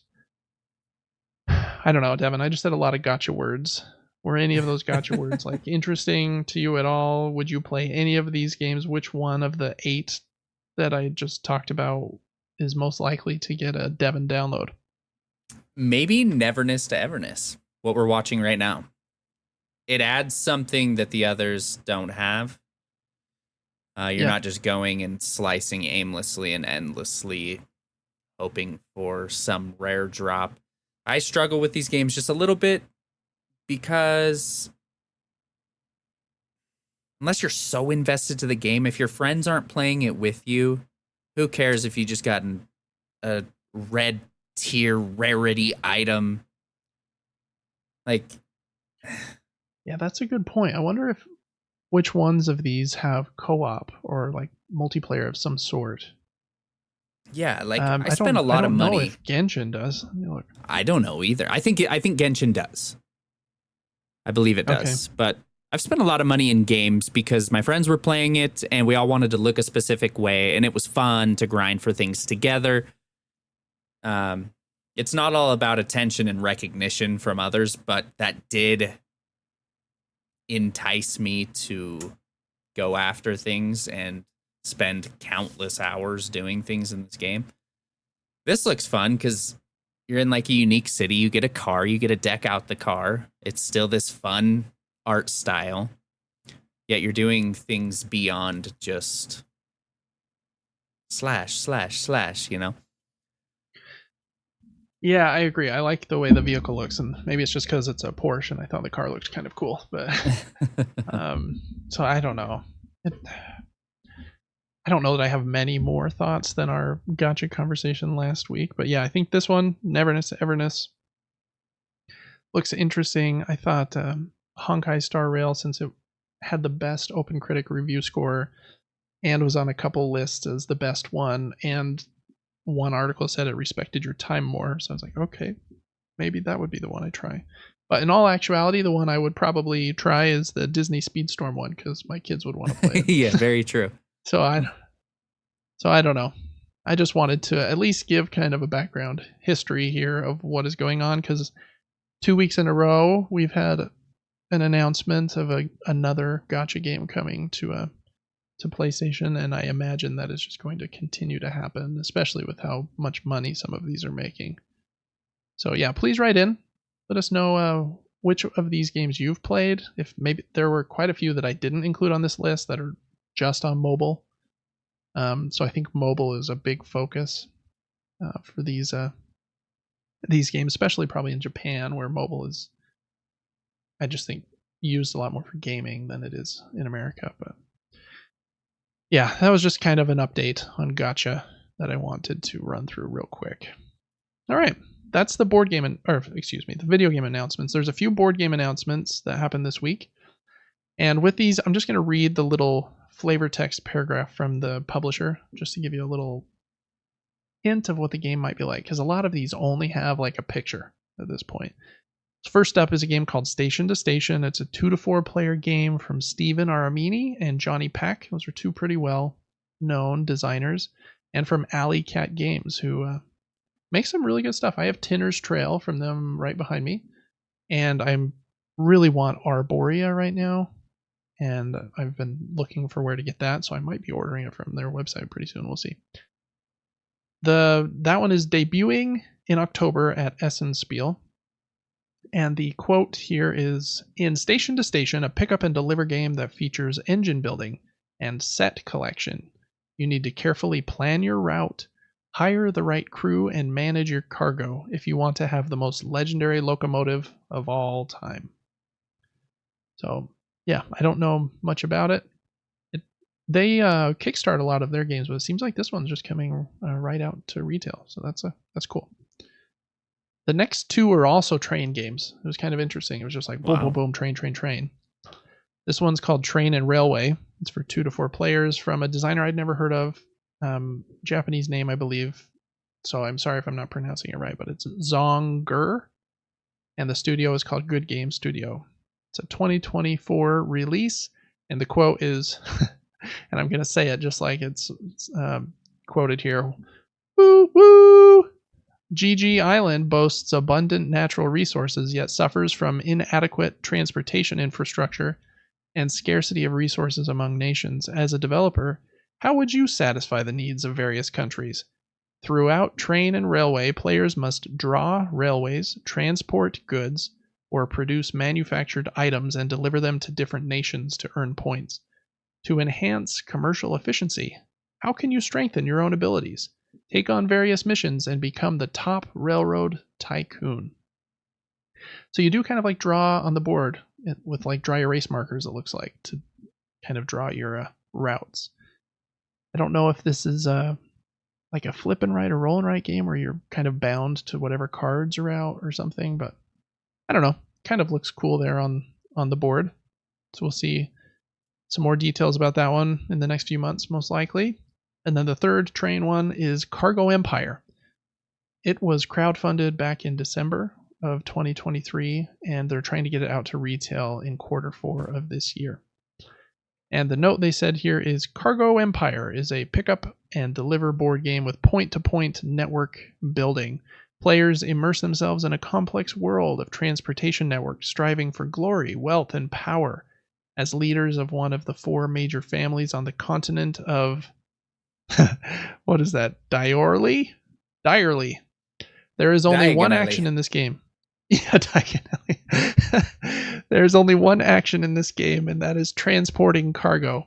Players must navigate a changing landscape, weaving between cities and using various transport modes to score points. To dominate, players must plan their network of trading posts meticulously and keep a sharp eye on long-term rewards. Can you build the mightiest cargo empire? A lot of these... This is David now talking. A lot of these little synopsis paragraphs like to throw in the question mark. Can you build the best empire? Can you score the most points? Can you move the cardboard around? You're like, I think I definitely can, and now I'm going to buy this. Yeah. I think I read the whole thing there. I don't remember. We're just going to cut to the next one. This one's interesting. This is Wilmot's Warehouse. It's a cooperative game inspired by the organizational puzzle video game of the same name. I actually have this video game. I just haven't played it much, only the first few minutes, but you're organizing this warehouse. The interesting thing about this game is Shut Up and Sit Down is helping with some of the development. They're one of the biggest board game YouTube channels in the world.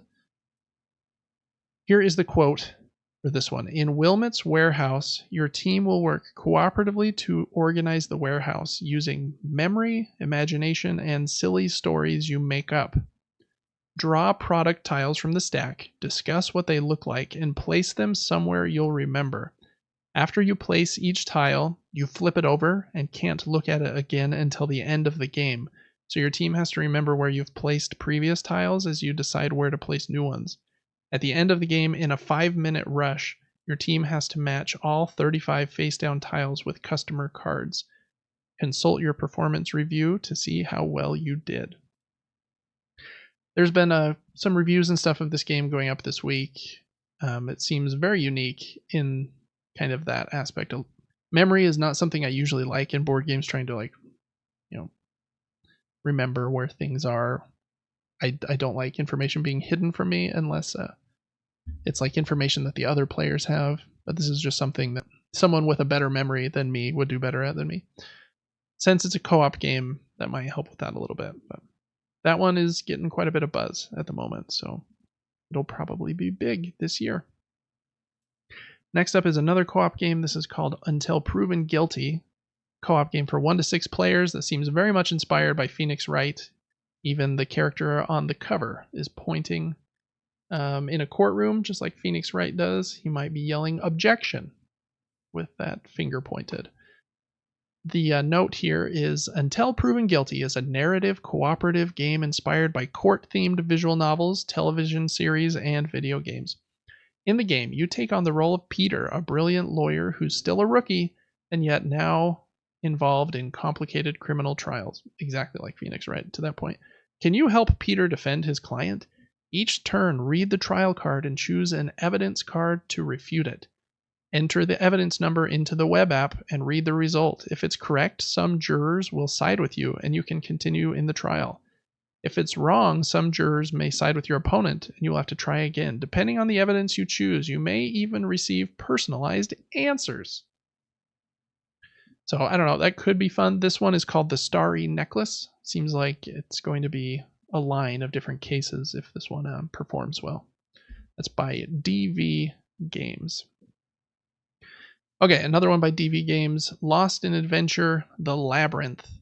1 to 6 players, again a co-op game. Lots of co-op games right now, I feel like. We'll talk about that more later in the episode, but co-op games are just big right now. This one was inspired by video games, and specifically adventure video games of old. The quote here, in the cooperative game Lost in Adventure, you and your fellow players will together explore an unknown world where your every action impacts how the story unfolds. You discover the game scenery as you go, placing cards side by side, talking to characters you meet, collecting clues, and using objects wisely.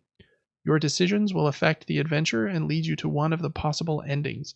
Your goal is to fulfill all the prophecies and complete the adventure with as many favors as possible. In Lost in Adventure, The Labyrinth, you take on the role of a legendary hero who's searching for the mythical Minotaur at the heart of a labyrinth as well known around the world as it is challenging to navigate. The game map reveals itself throughout the game, one scenario card at a time as you progress in an adventure astride the edge of legend and reality. Whew, that was a lot of words, but anyways, those were kind of the hobby board games this week. There was one more set of announcements this week from Exploding Kittens, who made Exploding Kittens and then rebranded their entire company, I believe, to that name. First one is, and all of these games are out this month in July. Some of them partnered with Walmart, so you should see them in stores pretty quick. First one is Zombie Burrito, which is, well, I'll just read the paragraph. Zombie Burrito is a standalone game that features the core gameplay from Throw Burrito, but now players are divided into 2 teams, zombies and survivors. Players want to collect sets of 3 matching cards, with some cards providing special abilities to the survivors, others benefiting the zombies, and some triggering intense battles between each side. During the battles, players use squishy burritos to knock out their opponents. The first team to win 3 battles wins the game. You basically huck those things at each other. Next up is one called You Little Stinker. You Little Stinker is a simple picture matching game designed specifically for young children.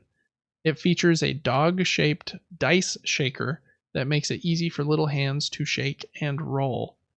To play, place the dice in the doggy shaker, give it a shake, and roll the dice. Match your dice with the picture cards. Bones are super lucky, but players must watch out for stinky mud puddles. A few lucky rolls and a few smart choices will win the game. Kind of a cute looking kids game. And 2 more. This third one is a drinking game called When Sip Hits the Fan. And it has some sort of spinner. And when the spinner is going, anyone at the table can stop the spinner. Whoever stops it first will get either the reward or the punishment based on where it is. So if you stop it first, it's going to be spinning faster than if you wait. But if you wait, then someone else might stop it. Just kind of a dumb drinking game in my opinion, but they call it a hydration game that gives you the spins. Anyways. And last in this line is Catchables. Catchables names both a set of collectible squishy foam toys, Rainbow Ralphing Cat, Lumber Cat, Donut Cat, etc. Looks like there's Self-Care Cat here too. And a game played with these toys. To play, each player starts with their own catchable and an action card. On a turn, a player throws their catchable in the air, then performs the stunt on their action card. If they succeed, they place 2 additional action cards in front of themselves or other players, stacking additional challenges for a more challenging next turn. If they fail, they discard 1 or more of their cards. The first player to complete a catch while performing at least 5 actions wins. You must have to throw it up, do the things on the card, and then catch the thing still. Very silly. That's kind of their niche, though, at Exploding Kittens, is to make games like these. So, thought I would give them a little call out. All right, we're almost through the news mini nuke here. Next up in games that are free to subscription services, there's only one new game on Game Pass on July 24th, which is today. Call of Duty Modern Warfare 3 comes to Xbox Game Pass. This is coming to console, PC, and Ultimate, and this will be a big deal. I think this was the last... Was this the last Call of Duty? I honestly have no idea. Yeah, I honestly don't know either. But it has every mode, single player, multiplayer, and I think it has... I can't remember if this is one of the ones that has zombies. I think it does. But yeah, so if you like Call of Duty and didn't buy this last one, it's going to be included with Game Pass. I wonder how much this will help Game Pass grow. Not as much as Black Ops 6 probably will when it's the brand new one and is in Game Pass on day 1 come October. But anyways, that is the new game for Game Pass this week. They usually release a full list for this is the second half of July's list, but that was the only game they talked about this week. It's kind of a big one though. So, all right, on the Epic Game Store, they have one free game this week, and it's a good one. It's called Fist, kind of the acronym FIST, Forged in Shadow Torch, and it's a Metroidvania game made by I think a Chinese company.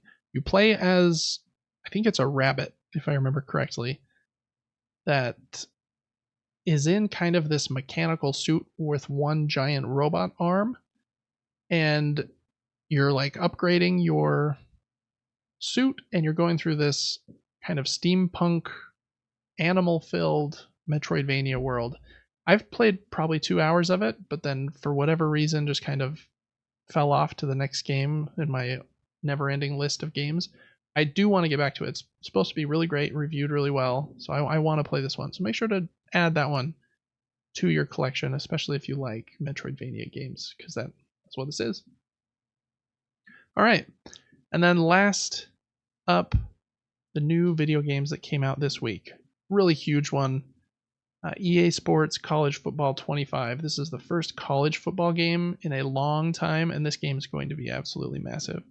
College football is very big in America. And yeah, I don't know. It's got a mighty 84 on OpenCritic, so it seems like it's reviewing pretty well. I mean, it's the same company that makes Madden, so I imagine they're able to use quite a bit of like the same tech. I did like they show this section here where I guess if you're like the visiting team and the crowd is cheering super loud, like all of the routes that they were showing the receivers running were like kind of vibrating and shaking. So it's like you're kind of like losing your focus based on the like intensity of the crowd, I guess. Game looks very pretty. I haven't played like a Madden game like this in probably a decade. And I wonder like how much different it feels. They definitely look fancier. Yeah, it looks realistic. But I wonder if it would feel almost the same. Like I'm choosing to play, I'm pressing a button to throw. Like how much like depth is there in the mechanics? I'm not sure. I'm sure there's more than we know, Anyways. but our strat is just to always switch to the guy closest to the ball and spam triangle to intercept. Yeah, exactly. I feel like these sports games are hard to get like really deep into because the move set is like very complicated to map to a controller. Because like the NBA 2K games, for example, I think are also very pretty, very fun. But if I want to like map, call a screen, and then I dribble behind my back or between my legs, or I want this to be a layup, I want this to be a dunk, I want this to be a bounce pass, I want this to be a chest pass. That's like 75 different variables I just did, and you have to have like movement on like the right analog stick or some like a system of button presses to simulate all that. And so I can get very like in the weeds with the just kind of the control mapping. And so I wonder if Madden's kind of like that, where there's instead of just triangle for intercept, it's like intercept with your right hand or try to do pass interference. And what if I just tackle the guy? I don't know. There's probably, like you said, a lot more depth than we realize. Anyways, if you like college football, that one's going to be massive. Next up is one we've been talking about for a few weeks. It's Dungeons of Hinterberg. It has a strong 80 on OpenCritic. It's also included on Game Pass, so if you have Game Pass, try it out. I think aesthetically it looks really cool. Just kind of like a hack and slash, but a very colorful vibe there. And last up is the one I'm most excited about this week. It comes out tomorrow, and I don't know how much it costs, but I might be checking it out. It's called Arranger, a role puzzling adventure. And it's a puzzle game. It's kind of like a slide puzzle to move your character. And when you move, everything in your row or column like moves with you, and you have to get things in certain positions. The same artist that did the art from Braid, I think. So it's like very pretty, colorful art and a cool kind of puzzle aesthetic. So I hope it's really good. I just have had quite like a shift in my priorities for where I buy games recently. I'm just buying everything on Steam. Unless it's like some big game that I don't think my Rogue Ally can run. But if it's like a indie game like this, that's where I want to play it. I want to play it on my handheld that can still do it at 1080 and 120 frames per second if I wanted to. Which is such a change for me because I've been so into trophies and I play everything on PlayStation that I'm like in a weird, like this one, I don't even know. Where do I probably want to play it on my handheld. And this is like a whole other tangent.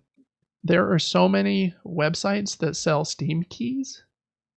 And so you can get games way cheaper. Like if I buy a game on Fanatical or Green Man Gaming or CD keys, those are just the first three that come to mind, but I think there are dozens more than those. Like, for example, I was going to talk about this later, but I just bought that Bow game that we looked at last week, the kind of Japanese style Metroidvania, kind of like Hollow Knight. Path of the Teal Lotus or something. is $20, but I bought it on Green Man Gaming, and they sell a Steam code, so I just put a code in Steam, and it's in my Steam library. So it's as if I bought it on Steam, but I got it for like 25% off. And that CD Keys or whatever I bought it from, or excuse me, Green Man Gaming doesn't charge sales tax. So I got it for exactly $15.99 instead of what would have been $19.99 plus tax.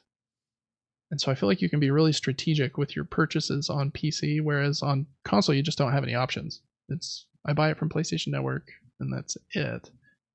So I don't know. I'm in this weird, I don't know, kind of position where I just want to buy everything on Steam, which is such a new thing for me, and I'm kind of freaking out about it. But anyways, I'll probably get this on Steam just because of that. Anyways, that was a tangent, but Arranger I think looks really cool. Woo, that was a lot, Devin. A lot of talking. That was the not what we've been playing. That was the news mini nuke for the week. Lots of game announcements, some amiibo and some Legos if you're into that kind of thing. Yeah, lots of stuff. So now we're going to get into the games we have been playing. Devin, I'm going to let you go first since my jaw kind of hurts from reading all of those board game synopses. So take it away. I'm about to take it away. Okay. Nice. So as you can see on the screen, I played for maybe an hour and a half. I don't know. How long is this video? Well, this video consists of different games. But I got to try the Concord beta even after it ended. I don't know how. It was supposed to be over on Sunday. Funny. And it still worked when I logged in. 5v5, very Overwatch-ish. Apparently, I've never played Overwatch, but I have watched it. Here's me changing settings because that's what I do. Let's get back to some gameplay. The game, honestly, was super pretty. Very unique. Yeah. Every character, very unique movement. Different jumping styles. Some of them had double jumps. Some of them did not. Some of them could roll and spawn a clone. Some of them didn't really roll with a double tap of the dodge button. So that was kind of cool. A variety in the characters. Gunplay felt decent, but it also felt like I was trying to play a PvP game made by Capcom. And it felt a little bit weird. And what I mean by that is it felt like I was using Jill Valentine with built-in input lag to try to shoot other people on the screen. Even with adjusting settings, it felt a little bit slow motion. It's very hard to aim extremely precisely. And I don't know if that's just a console thing. It might run way better on PC. This might feel super, super good on KBM. It also could have been that I was playing it through a capture card, which is supposed to not have any latency. So I don't really know. But overall, people were bashing the game in chat. I was streaming this, and I didn't think it was terrible. I thought it was pretty fun. You could be strategic. You don't want to just run in and fight everybody. That's how you instantly die over and over and over. You want to play as a team and use corners and use abilities. I think it could actually be pretty promising. We will see when it releases. I don't know if I'll play it then or not. Yeah, this one I've got a few comments if that's all right. Yeah. I thought it looked really cool too. It's really pretty, like you mentioned. Graphics are really good. I don't know that I love how like all the characters look. Some of them look kind of doofy, in my opinion. But the game looked beautiful. That is weird about the input lag, is you mentioned that a few times on your stream. That's something they've got to fix. And I also I was listening to some other people talk about the game, and they were saying that just the lack of settings on PlayStation made them, they immediately went and played it on their PCs because they could like change that. There was a FOV slider on PC, for example, whereas there's not on the PlayStation. So they really need to try to make parity there because you can't be having input lag when you're playing that game on console. And I imagine it's not your capture card, especially if you don't really feel it when you're playing Rocket League or anything else, which is also generally through your capture card, right? Rocket League is just on my PC, but a lot of games are through the right. Bad example, but a lot of the games you play are through there. So I think you, especially someone who cares so much about settings, will be able to tell the difference. And if it felt weird, that's definitely something. I've heard that a lot of people thought that most of the characters move way too slowly. Yeah, it felt slow. Mm-hmm. Other than a few. And so, yeah, I've seen kind of both ends of the spectrum of this online too. A lot of people really hating on it, but then some people saying like, yeah, I feel like there is like a fun game in there. They just have a couple things to hopefully fix with like the input lag you mentioned and tidying up the settings between the two platforms. It does seem like they're going to do something drastic with this game.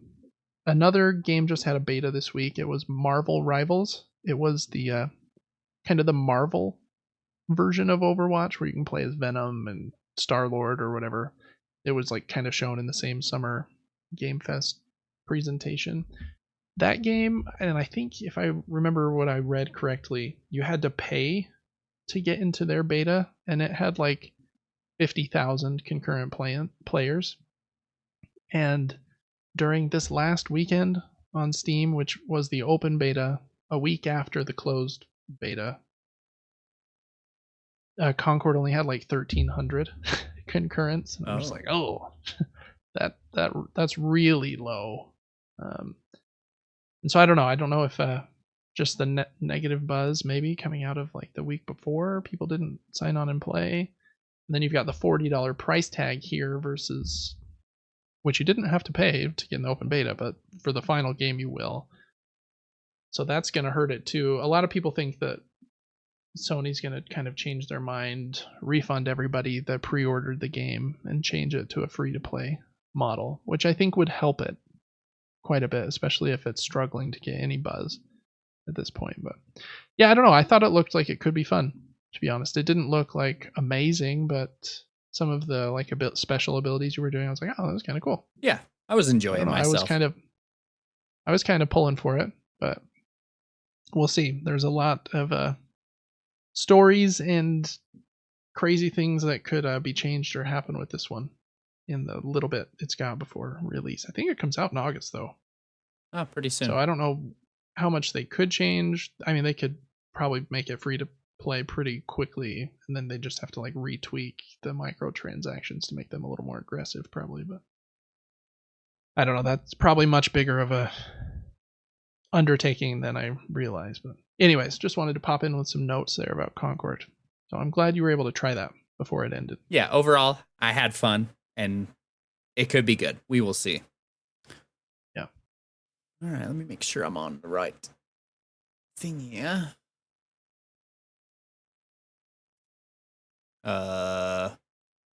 Made of Scare. Yeah, sorry, I got you all out of order.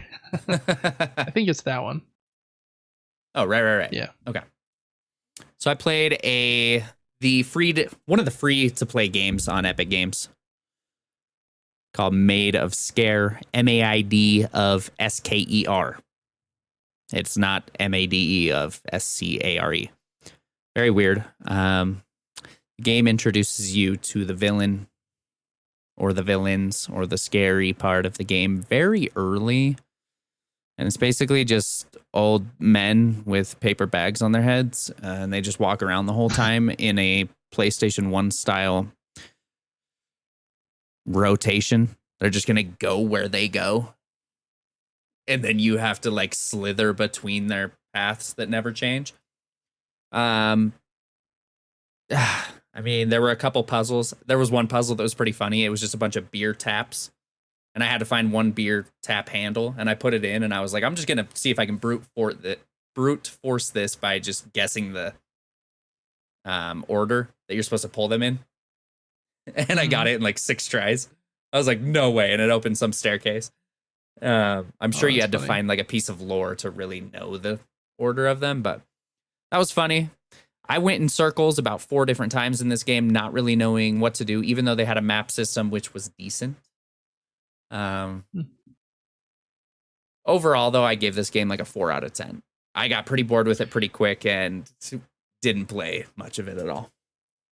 Yeah. Yeah, that was kind of my vibe. I was like, ugh, I think it looked pretty awful. Yeah, your comment was like, this game is foggy. Look at it. It is. Look how foggy it is. It's like the brightness is overamped so much. Yeah, it's just, that's all we need to say about that game. Kind of a trash game. I wish it was better because I love horror games, but most horror games suck, sadly. So. Yeah, that is a bummer. And then what was I playing? Oh, we were playing. Okay, I like this game. we've been playing Marvel's Spider-Man 2, not to get mixed up with Spider-Man 2. There's a lot of Spider-Man games, and it's hard to pinpoint which one you're talking about based on the title. Yeah. But this game is fantastic. I can't even believe it. Graphics are phenomenal. The variety in the gameplay is phenomenal. You will go from swinging through the city to walking on the ground to doing puzzles of molecules to going to a museum to fighting with the other Spider-Man to fighting solo. I was a drone at one point, like a spider drone walking on the ground. I'm sure there's many more examples of how the game differs. But man, the movement is fantastic. We really focused on upgrading traversal first so that the movement could get much better. Let me see if I can get to a point where we're a little further along and have cooler outfits. But I don't have any negative things to say about this game. You can play it however you want. There's a variety in the combat. You can be sneaky or just go punch everything. Fantastic game. You played it. I did. It's very good. I really liked it as well. It definitely feels like there's some cool changes from the first one. Like you said, you can switch like between Miles and Peter, I think almost whenever you want to. At least when you're out in the city. There's sometimes you have to be a specific one for a mission. But I really like Harry, and like his story with the symbiote is awesome. I mean, I don't think it's any spoilers. Venom is in this game. He's awesome. He's my favorite Star Wars. My favorite. He's my favorite Spider-Man villain by far.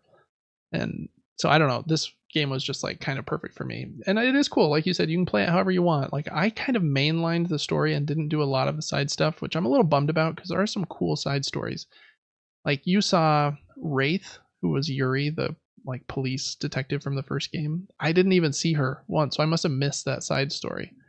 And it seemed like that was kind of a sequence of side stories, and you can kind of follow that story. There's also another symbiote character that I really enjoy in the game that I didn't see him either because I didn't do much of the side stuff. I just kind of was like, I was having so much fun with like Harry and Peter and Miles' stories that I kind of mainlined it. But yeah, if you want to like go full out, you can get crazy outfits, you can do like all the open world stuff. The city's really cool. I love this new mechanism where you can create your own little what are they called, web lines wherever you want, so you're not just like kind of limited to standing on like a power line or something. It's like, no, I've got webs, I can make my own line wherever I want. I thought that was a cool feature.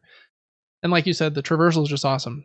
Just like half the time I'd forget where I was going and just be swinging for like 5-10 minutes because it's just so fun. It is. It feels so good. Yeah, game's excellent. And it has some cool story moments. Some things I didn't think were going to happened. I don't know that it, like story-wise, that it's incredibly better than the first one. Because the first one had a really cool story as well. But I think it, like, as far as like feature set, is a little bigger than the first one. And the story's just as good.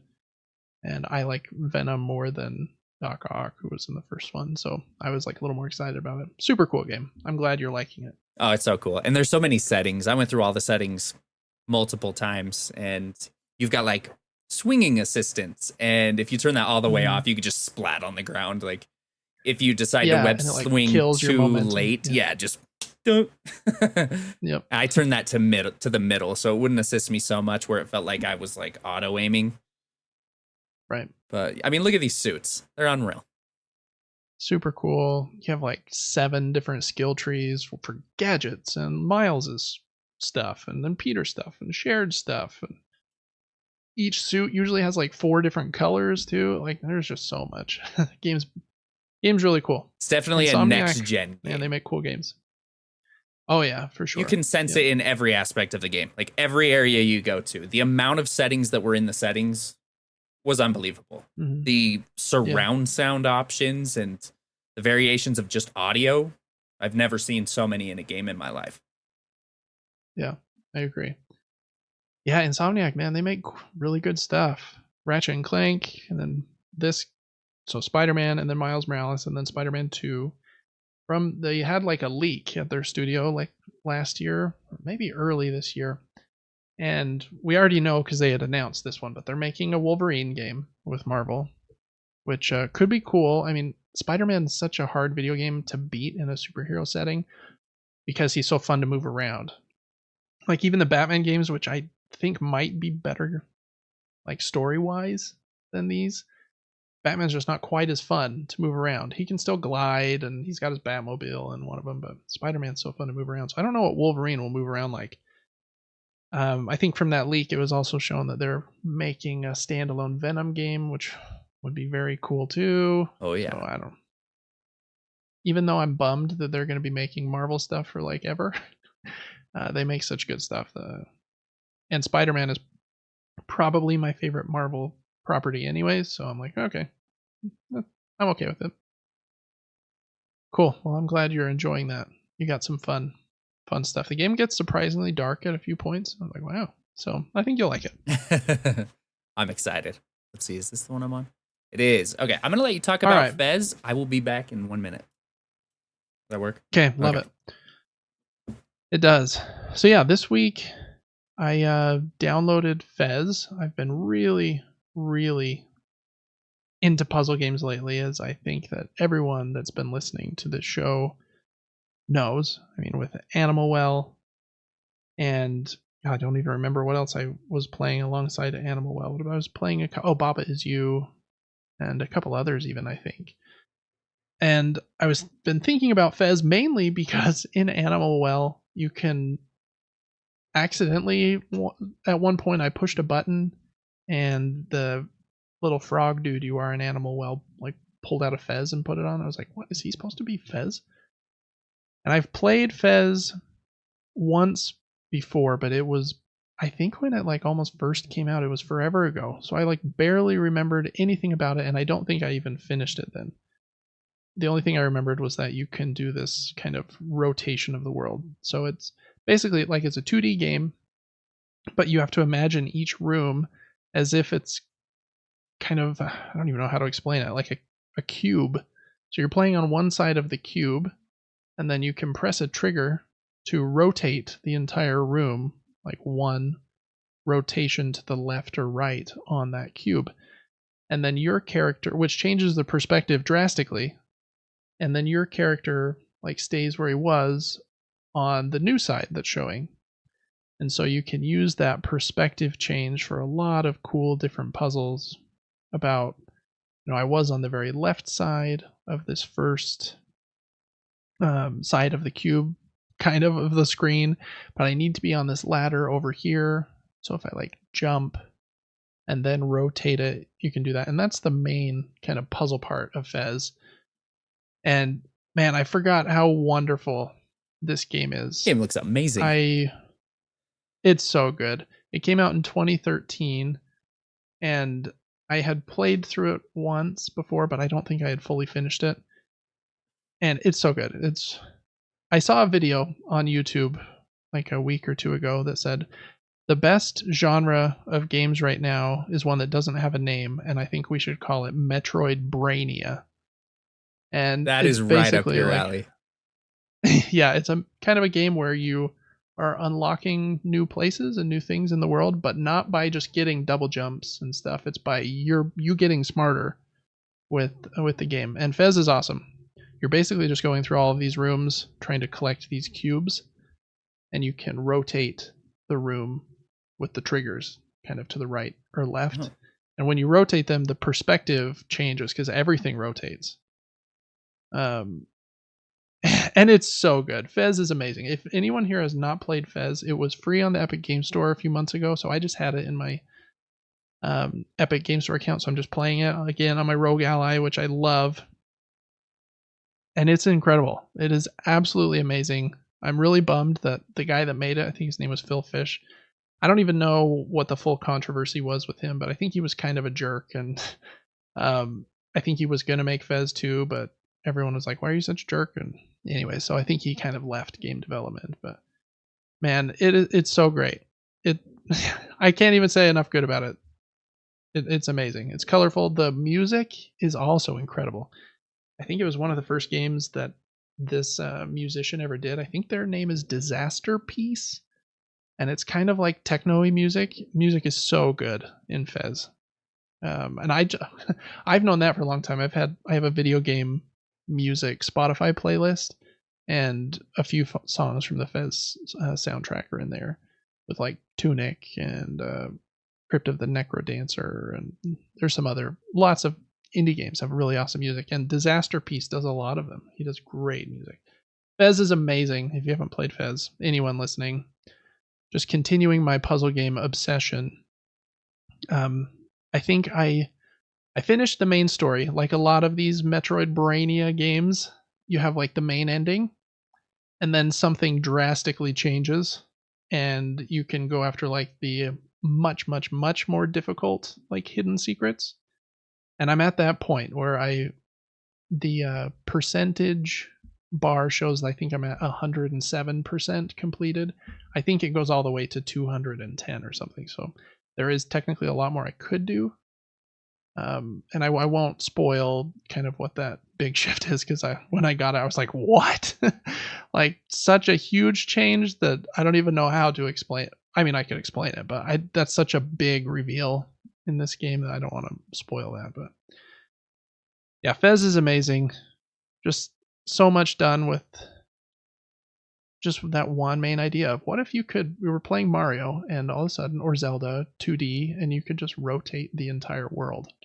And such cool game design in that. It reminds me of that game awesome. That's coming out where you are watching your character like this on a platformer, but also on a screen in the game. Mm-hmm. What game was that? Yeah. It's called like Viewpoints, or I had some name like that, but I don't think that was the name. But yeah, kind of a very novel, kind of a unique hook like that for sure. Oh man, Fez is so good. I think I got to the point I'm at 5 hours, so it's not even very long either. So I really think that everyone on Earth should play this game. It's so good. I think Animal Well's like vibe is a little cooler, but Fez is like so colorful and happy like the whole time too, and it's great. Love Fez. Can't say enough good about it. And I already mentioned earlier in the show that I bought Path of the Teal Lotus, or whatever it's called, the Metroidvania game, and I've already got it installed on my Ally, so that's going to be the next thing I play. That or Gravity Circuit, which is supposed to be great as well. It's kind of like it's a 2D kind of like Mega Man like game, kind of like Bat Boy, which is also amazing. Everyone should play Bat Boy. But yeah, Gravity Circuit and Path of the Teal Lotus, I think, are next up for me. Just one more call out here. Everyone play Fez. Even if you don't have it, you can probably get it on a Steam sale for like $2 next time it's on there, because it's so old at this point. Yeah, Fez is great. All right, that's all the video games I was able to play this week, though. So, any other thing you want to mention in video games, Devin? I don't think so. Just trying to get this error off my screen. Oh, fun. Love errors, especially mid-episode. That's not stressful at all. Click yes button to keep streaming recording. Yes, sir. This has happened before. Cool. I think I remember, yeah. We'll be good. All right. Well, for board games this week, I was only able to play one. It's one I've been excited to play, though. So I was pretty pumped by it. For the game I played this week is Apiary from Stonemaier Games. This is one of their most recent ones, I think. I got it for Christmas this year, but I hadn't been able to get it played yet. And it's a worker placement game where you play as a different faction of bees after long since humankind has perished and the bees have evolved, I guess. And you have your own little like bee spaceship. Where are they? Down here. And you're building new segments of your spaceship, keeping resources like pollen and nectar and water in your spaceship and converting them into wax and honey. How the game works, it's a worker placement game where You have a bunch of these bees, and they are your workers, but they are also 4-sided, and they have the numbers 1 through 4 on the different sides. So how it works is some worker placement games, when I put my worker somewhere, I have now blocked that spot and you can't go there. That's one of the main kind of points of interaction in a worker placement game, until everyone pulls their workers back, maybe at the end of a round, and then you could go there next round. In this game, you can always go anywhere. If you go somewhere that someone is, you bump their bee back to their kind of active board, and their bee levels up to the next level. So you want to get bumped because your bee gets stronger. And eventually your bee gets to level 4. If you put a level 4 bee out on the board, you get to do like some ultra powerful ability at that area. And then that bee dies. And so it goes into like the eternal sleep, hibernation. And then you can grow some new baby bees that are level 1. So your bees are constantly like zipping onto the board and getting kicked back and getting stronger and then zipping onto the board. Based on the strength of the bee that you place somewhere, you get to do, like if I put a level 3 bee somewhere, I might get to do 3 actions at that spot. And yeah, so it's kind of a worker placement game where you're okay if somebody goes to the same spot as you because it's helping you out as well. And you're building out your ship, converting resources, all in the goal of getting the most points. I thought it was really fun. That positive interaction with the worker placement, where like I'm not too mad if somebody went to a spot I want to because I can still go there. It's a good feeling. Sometimes worker placement games can get pretty mean where I'm just putting something here because I know you want it, even though it doesn't really help me. It just helps me the most to hurt you, and that can be kind of mean. So kind of cool there's a positive spin on it. As like a little downside to the game, and this I don't think is Apiary's fault necessarily. I think it's David's fault.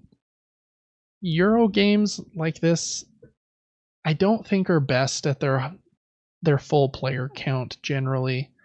This game I played was with 5. So we played first game ever of Apiary where I had to teach the game as well at 5 players. So we were playing for 3 hours if you include the teach. So it was like 2.5.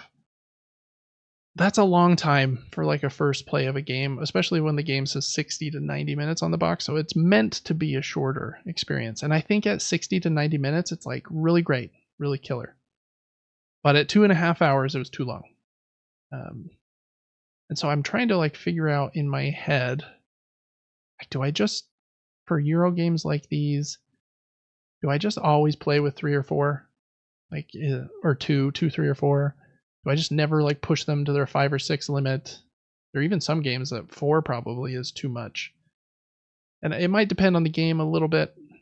But that's kind of a tricky thing for me, especially with this game group that I have. Like we sometimes only have a few, like 2, 3 or 4 people that come, but then sometimes it's like 5, 6 or 7. And so I'm like, do we split in 2 groups? And then I have to teach 2 games? Or do we just play 1 with the full player count and it might be kind of long? But I don't know. Apiary, it was really good. I think I will keep it at least to this point.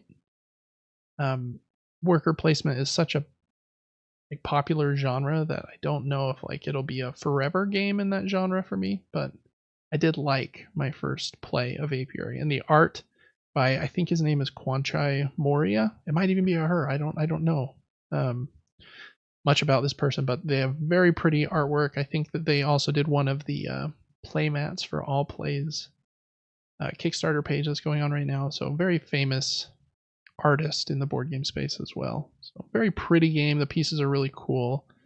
Those bees that kind of get stronger in level are very awesome. So some cool ideas. I like how it played, kind of the engine building. You get stronger and feel more capable towards the end of the game. So it's a good time. I would recommend Apiary, but probably play it with 3. I think 3 would be. And you actually, there are 2 different sides to the board, the 1 to 3 player side and the I think 4 and 5 player side. So you'd play on a smaller side of the board, so it'd still feel tight and that you're bumping each other quite often, even at 3. So that might be the best player count for Apiary. But I am glad that I got it played. Yeah, this company, Stonemaier, they make cool stuff. They are the Wingspan company, the game with the really cool bird eggs and the kind of bird feeder that you drop the dice down, the dice tower. They go pretty all out with their pieces too. So gotta appreciate that. The only thing I wish that was a little bit different, there is wax and honey, which look really cool in the game. They're kind of the upper resources that you have to work hard to like convert your water and fiber.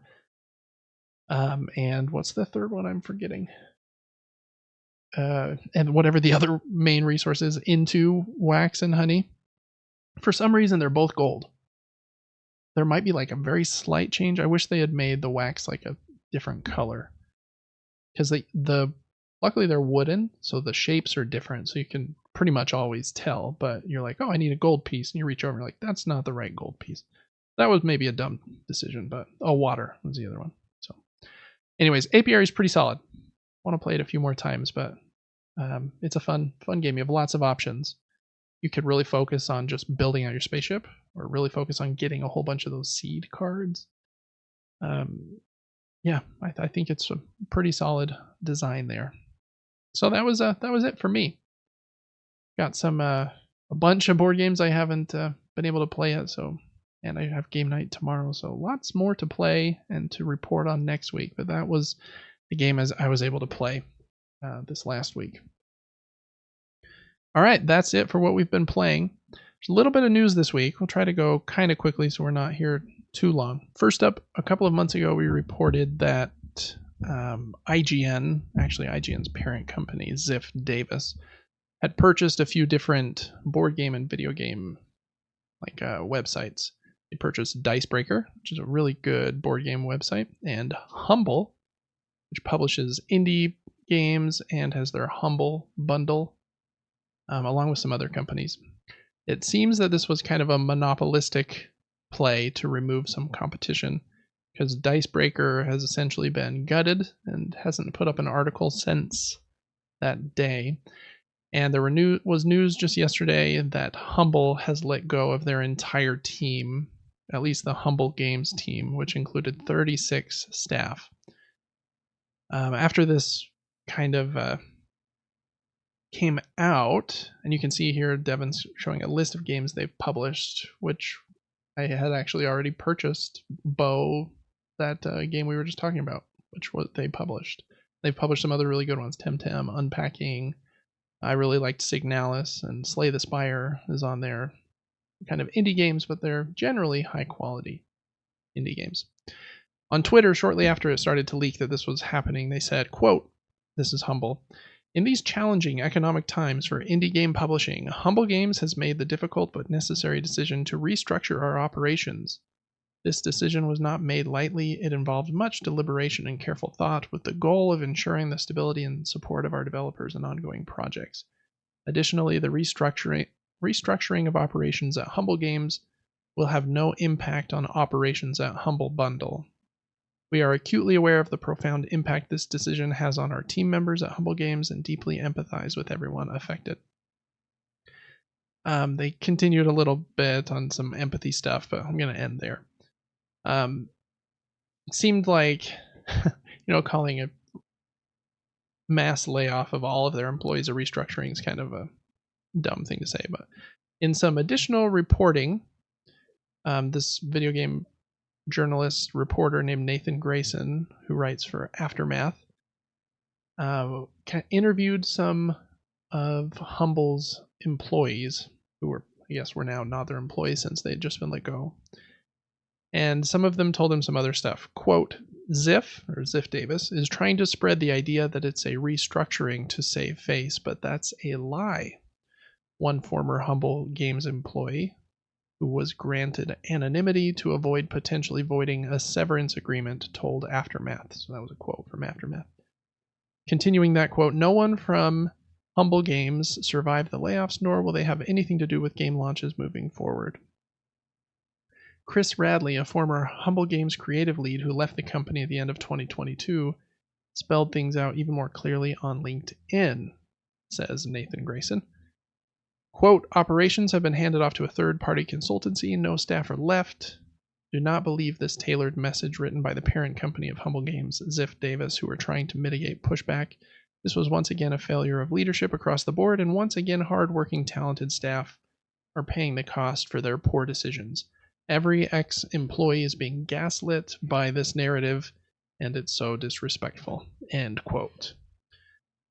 Anyways, this is a bummer. I feel like Humble Games has been doing good stuff. It sounds like they might continue in some other fashion if they like hire some other people, or it sounds like this third-party company is going to kind of handle some of it. But not a lot really to say here. Just wanted to give it a call out since it's been a big news item. It's a bummer when anyone loses their jobs, especially when Humble, I feel like, is such a kind of a mainstay in the video game like industry. You've got the monthly Humble bundle, and Humble's always publishing new indie games, so I think it just kind of speaks to the difficulty of indie game publishers right now to stand out and sell copies when everyone wants to play Neverness to Everness and Genshin, which are free, and nobody wants to pay $15 for a bow. So anyways, just a little story there that I thought was a bummer.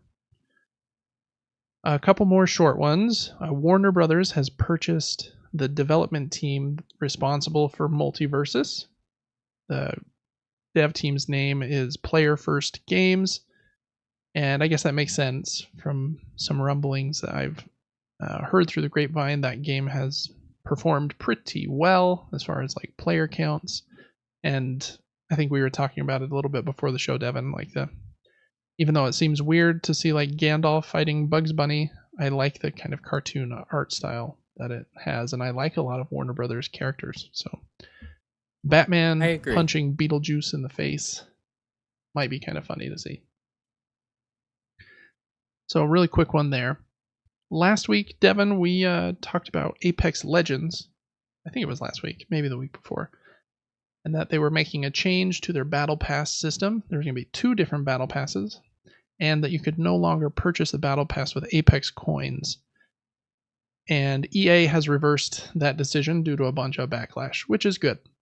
This is a story of the backlash on the internet sometimes being good to change bad decisions from happening. EA said, quote, "You've spoken and we've listened. With the release of Season 22, we will restore the ability to get the premium Battle Pass for 950 Apex coins. We recognize that we could have handled the Battle Pass change better. That's on us." End of quote. So, really quick one there. If you play Apex Legends, that's probably a big win for that community, I would imagine. And then last in video game news, just a kind of thing I thought was kind of funny here in random stuff. Halo has gotten a Game Boy Color demake by a solo developer named, well, at least on itch, his name is Sofa Swordsman. He has demade the first 2 levels. I think those levels are called like, I can't remember the first name. The name of the first level, but the name of the second level is Halo when you first land on the Halo. And it looks really funny. I really like Game Boy Color and Game Boy Advance games, so it's kind of a fun idea. He intends to keep working and finish the game. And you can play it for free. You can download the package, like play it on like an emulator or on a Game Boy. Or you can actually play it right in a browser. If you go to his itch page, again, that's Sofa Swordsman. He has a link where you can play it right in a web browser. That's kind of funny. Thought that was a cool little thing. He has little mini games for the sniping and stuff. It's kind of clever. Some people are a lot cooler than me. And again, a free game, he's not charging anything for it. I don't know how people are so altruistic. Where I'm like, yeah, I'll sell that for $3, I don't know. People are cool. All right, board game news. Just a couple things as well.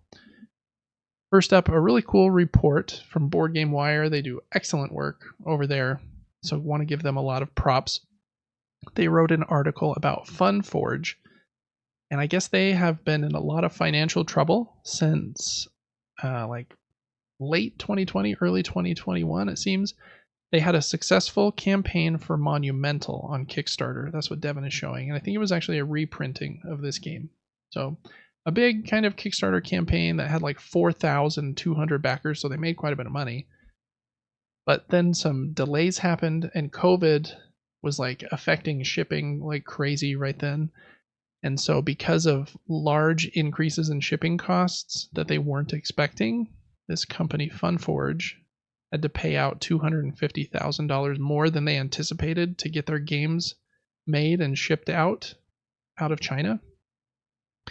And that extra money they had to pay kind of put them in a rough spot. So the games were shipped from China, and then usually what happens is they will be shipped to fulfillment centers in like the different regions. So there will be a fulfillment center in America, a fulfillment center in Europe, and then from there they'll like package the games in like the cardboard boxes and ship them to the backers in that country.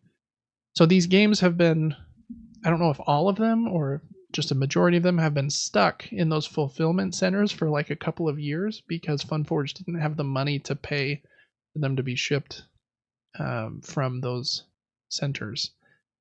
And yeah, FunForge kind of had a lot of trouble. They had to let go of half of their team. It was an 8-person team, so they had to let go of 4 people just to stay afloat. And Board Game Wire was able to get a hold of FunForge's CEO, and he told them in an email this, quote, "Fortunately, we found a solution through an important contract that should be signed in the weeks to come to solve most of our financial issues and therefore to be able to deliver almost all of the remaining games." End quote. Like 6-7 months earlier, the same CEO had told the same website that they were going to provide an update to their backers in May, and they never did that. So he followed up on that a little bit with the next portion of his quote. He said, quote, "Yes, I said there would be an update in May, and no, we haven't posted it. That's the truth, and the reason why is that the company has been facing a lot of financial challenges for several months, notably because of the loss of money suffered by the Monumental campaign." End of quote. Anyways, really cool article that Board Game Wire wrote. I hope that this means everyone will get their games. This is kind of the downside of a Kickstarter, right? If you're the consumer, you're bummed that you didn't get your game. And at this point, if you do get it, it's going to be like 3 years late. And you wouldn't think that this would happen from FunForge because they're kind of a bigger deal in board games. They've made quite a few games. I have quite a few of their games. So it's not like this is just like a one-man shop. It's their first time doing this.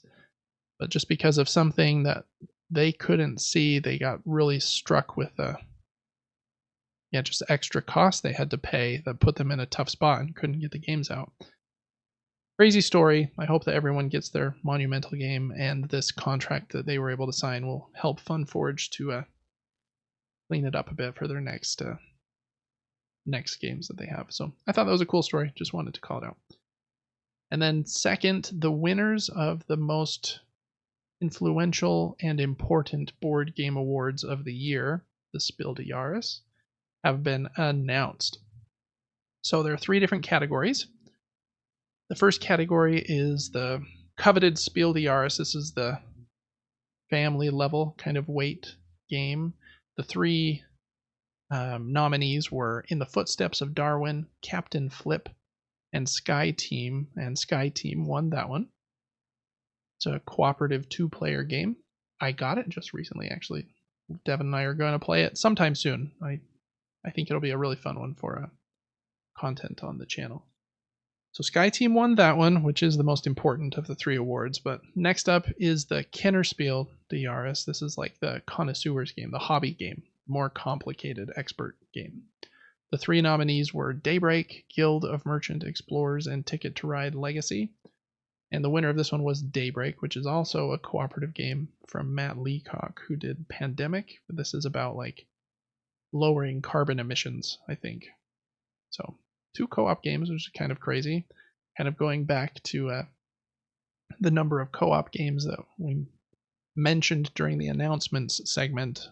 I am not usually a fan of co-op games, so I'm really generally surprised that they continue to just be so popular. But I know a lot of people even in my neighborhood that really like them, so I think I'm just kind of in the minority there.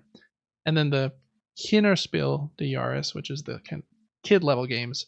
The nominees were Big Little Gems, The Magic Keys, and Taco Cat Pizza Jr., and the winner was The Magic Keys. I don't really know much about those 3 games, but wanted to give those games their shout out. That's a big deal to win those. You'll sell hundreds of thousands more copies generally. I think a few publishers have come out and said that it was a big deal for their ongoing sales. And in the board game world, like hundreds of thousands is the equivalent in the video game world of millions more. They just sell on a smaller scale, so that's a big deal. And then another set of awards. This is Board Game Revolution, which, if I'm understanding correctly, is just a pretty large Facebook community. That's like 80,000 people in this Facebook group, and they do their own kind of voting on what they thought the games of the year were. And so their 2023 Meeple Choice Awards came out today. They give a few months for like everyone to play the game, so that's why the 2023 awards are coming out in July of 2024. But they had a lot of different categories. The game of the year had 3 games. Second place, it's not second place. They do bronze, which was Earth, really great game. Silver is Voidfall, game I'd like to play, but it's too big and expensive. And their game of the year was Hegemony, which is very interesting. That's which I guess makes sense for a group like this, which is opt-in to a board game Facebook group. This is people that are really into board games, right? Hegemony is incredibly complicated. It's like a 4.3 on the board game weight scale. Very long. I think it's like 90 to 180 minutes is what it says on Board Game Geek. And so you're probably looking at, like, with a full 4 people, you're looking at 3-4 hours. Supposed to be great, but it's very intimidating to me. Anyway, so that was their game of the year. They have a whole bunch of other categories I just want to read through real quick. For easygoing game, World Wonders, Star Wars deck building game, and then the winner was Forest Shuffle. Forest Shuffle is really great. I have that one. Best solo game, Deliverance, Sleeping Gods Distant Sky, and then Voidfall was the winner. Sweet Spot is Distilled, The White Castle, which is great. Love The White Castle, and Earth was the winner. Thematic game, Thunder Road Vendetta, The Witcher, Old World, and Sky Team. Again, Sky Team getting a lot of buzz recently. Brain Burner, Nucleum, Europa Universalis, The Price of ... I don't know what the end of that game is. And Voidfall is the winner.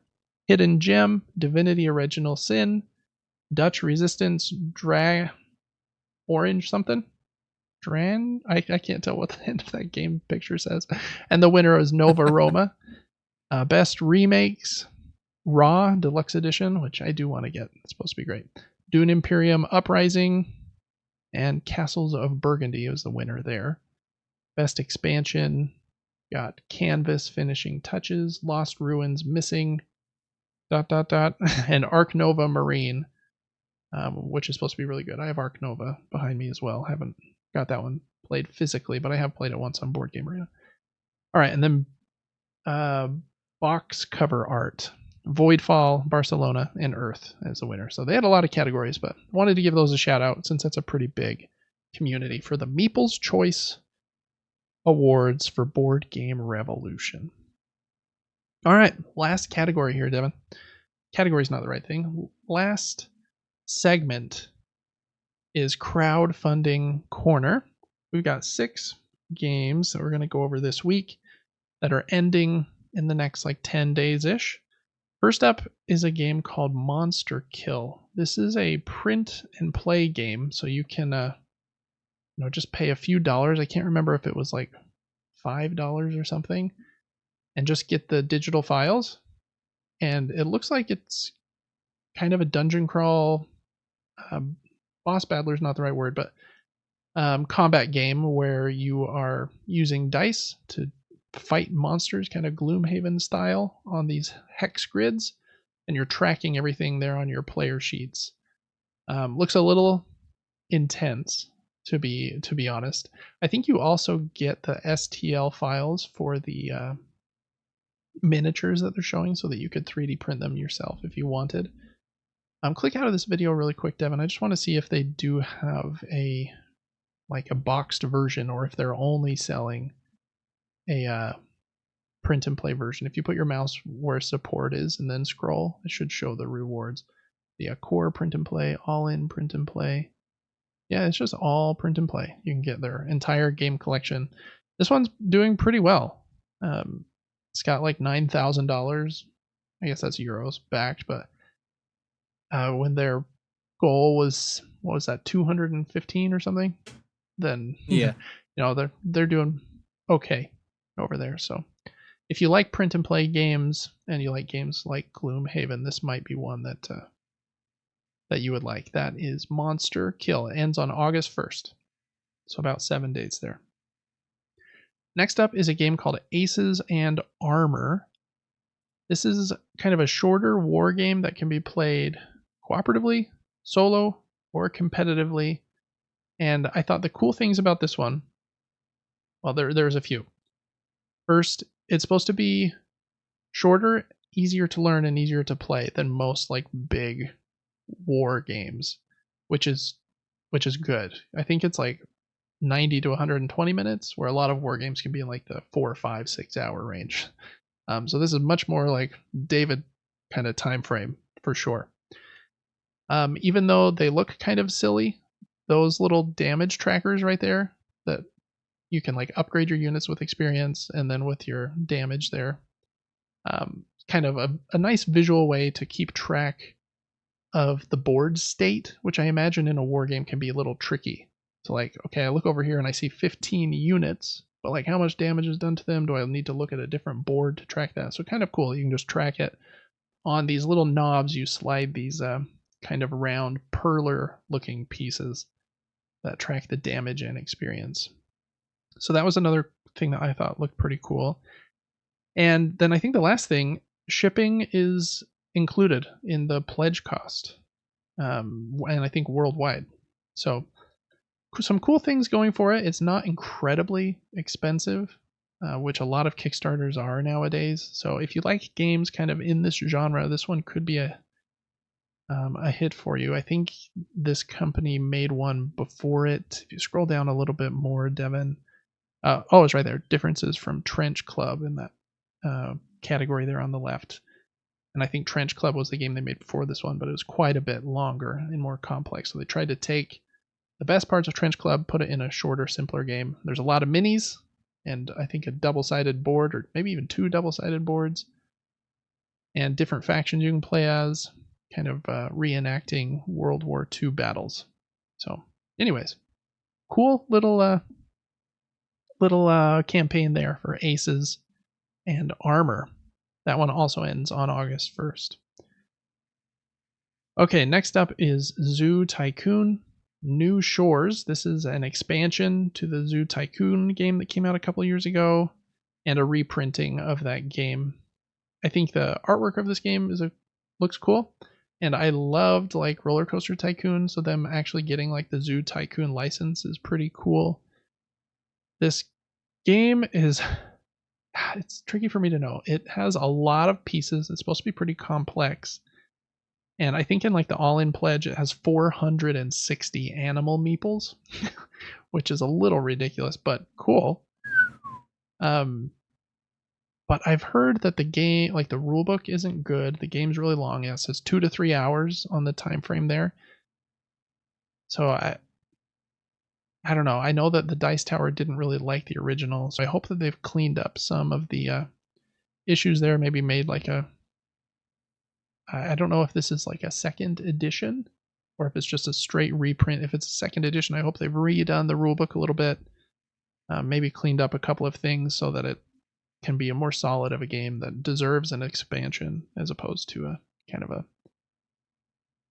just kind of a mess. But I think visually it looks really cool. There's a lot of pieces in those boxes, but big, expensive boxes with expensive shipping. So this one's not I don't think one for David, even though I think visually it looks cooler than Arc Nova.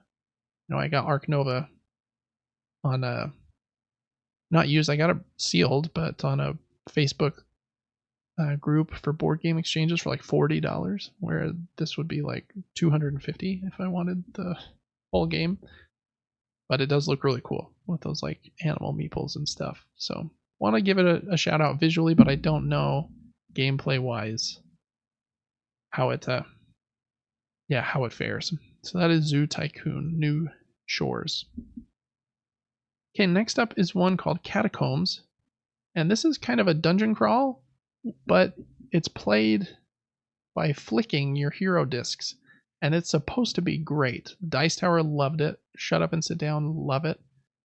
And this is a new expansion called Fortress of Nazemore and a reprinting of the original game. I think it looks really fun. You kind of have this kind of cardboard fence that you put up around the playmat so that if you like overshoot, they're not flying off the table. But yeah, you flick your discs to kill the monsters and stuff. I don't know much more about it other than it's supposed to be great, and that's a very unique kind of thing. I feel like I like Crokinole because it's more like a sport in that way, where like I've got a defined set of rules. Like, how am I going to? Maybe they have a really elegant way of solving this problem, but if I like barely nick the boss, does that count as it's dead, or is that like half a hit of damage? Like, I don't know. It seems like a game that's trying to be a dungeon crawl like that would have some weird rules exceptions for playing it by flicking, but I'm not sure. It's big, kind of pricey. Shipping's kind of pricey, but again, it's supposed to be really, really great. So that is Catacombs with the new expansion, Fortress of Nazemore, and you can get all kinds of like add-ons, metal coins, and which I do love. I love me some metal coins. So check that one out. That ends on August 2nd. All right, next up is, I think, the 4th version of a board game that is very old. I think it came out like, the game I think came out like 30 something years ago, but it's Labyrinth the board game, and it's like to coincide with the 40th anniversary of the movie. I don't know that the game is supposed to be that amazing, so I don't know why it continues to get reprinted, but there's probably some niche audience because I think that movie kind of has a cult following. So people that got the board game around then, it probably has kind of a cult following as well. This is like a huge version of the game. That box is almost a cube because it's so tall. It's very tall. So if you've got a lot of space, that would like take up one of my entire Calyx cubes. And some really big pieces. So yeah, I don't know if you've played this game when you were younger and wanted a new, bigger, heavier, more expensive version, then this might be for you. I'll probably watch the movie once a decade, and that'll be enough for me. But I do like that movie. It's silly and weird, but it's pretty fun. So, anyways, that is Labyrinth, the board game. All right, and then last up is Burgle Brothers 3. This is probably Fowers Games' most popular game, Burgle Brothers. And this is the 3rd version. It's a cooperative game where you play as a group, like Ocean's 11, kind of like heist group, and you're trying to break in, at least in the original, there are 3 different floors of this, I think, bank or building you're trying to rob, and you have to, on each floor, you have to kind of deactivate the security, open the vault, and get the treasure, and then escape before you are found by the security guards that are wandering around each floor of the building too. It's a pretty fun co-op game because each player gets their own like special character with an ability, and each player takes their own turn. You might be on different floors from each other, but you kind of like help a little bit. I have the first one, Burgle Brothers, and I think it's pretty cool. I need to play it again. It's been quite a few years, but for like a slightly more complex than introductory co-op game, it's a pretty good time. It feels good to win together because it's pretty difficult in my opinion. This 3rd one is like in the future. The setting is, it's like a little bit futuristic, and I think the main gameplay difference is you can like put on different disguises that might have some special abilities or help you like sneak past the what are they called, the security guards. So it also has like, you can get the 1st and 2nd version. It has some weird virtual reality like little mini game that you can get as well, but I think most people are there just for Burgle Brothers 3. So yeah, that one's called Burgle Brothers 3 Future Flip. All right, Devin, that is all for Crowdfunding Corner this week. Which of those games would be Devin's pick of the week? Devin's pick of the week is probably Catacombs, Fortress of Nazamor. Yeah, I think that the flicking really cool. Game. I like the big. Yeah, it looks unique. I like the artwork. It's like a fantasy, but kind of drawn with like jagged lines, and yeah, cool looking game. Mine will probably be Burgle Brothers. I think that's a pretty. That was my second. Tried and true, kind of tested series of games. So as long as they don't really mess anything up, I think that one will be a hit with people. It's a lot of people like that co-op game. Okay, that's going to do it for Crowdfunding Corner this week. In closing, Devin, we've been here a long time, since we took like an hour at the beginning just chit-chatting. Oh man, yeah. So the last thing I just wanted to ask you real quick, there's a lot of horror movies coming out right now. I know you just went and saw Long Legs. There's another one that just, I think, came out called Oddity that a lot of people have been raving about. So I wanted to just get your opinion really quick on what your favorite horror games have been. Because I think horror movies are hard to do well, hard to be like surprising or to like be of high quality, because there's a lot of like garbage. And I think horror games definitely fall into the same boat. We just talked about Made of Skur that you played this week and how kind of awful that was.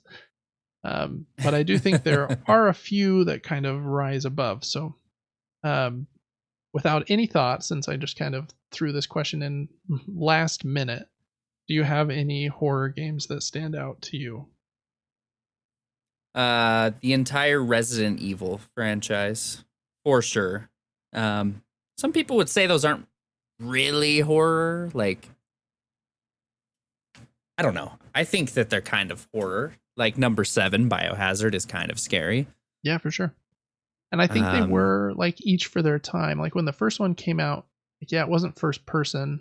It was kind of top down and weird. But I imagine at that point in like 1993 or whenever it came out, everyone was like, holy crap, this is the scariest thing ever, because they'd never played anything like it before. So right. Yeah, I agree. Resident Evil, I actually don't know how much I've dabbled in the Silent Hill video games, but I've watched some of the movies. I'm a big fan of how weird it is. It's a bunch of nonsense. Doesn't make much sense at all. It reminds me of the weirdness of that old movie called, what was it, Sucker Punch? Do you remember that? I think it's called Sucker Punch. Yeah, very like gray. Is everything like gray? Yeah, and these like girls are like fighting monsters or something. But I love the weirdness of Silent Hill. Yeah, this was Sucker Punch. Yeah, yep, I do remember. You just go into like a whole new world that doesn't have to make sense. Mm-hmm. And so I love Silent Hill, love Resident Evil. Visage is probably one of my favorite horror games I've ever played. If I don't even know if I'm pronouncing that correctly. Visage, I don't know. I'm curious. I didn't get to watch much of that game when you played it. What was the thing you liked about it the most? Just that it was the scariest of most of the games you played, or it was pretty scary, or was like the story really good? Like, what were the things you liked about it? Just curious.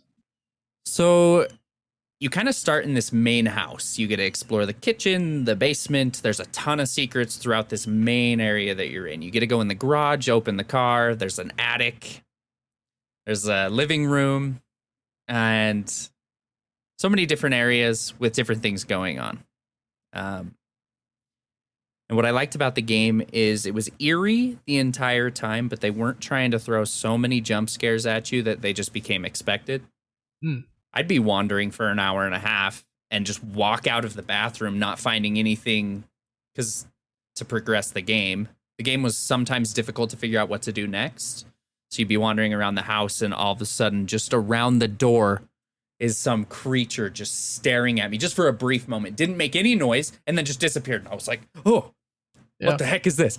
And you progress the game a little further and you're going outside of the house in different chapters of the game. And every single one of those sections was completely unique in its own way. Hmm. There was one section where you were filling a shopping cart with like alcohol and different items from a grocery store.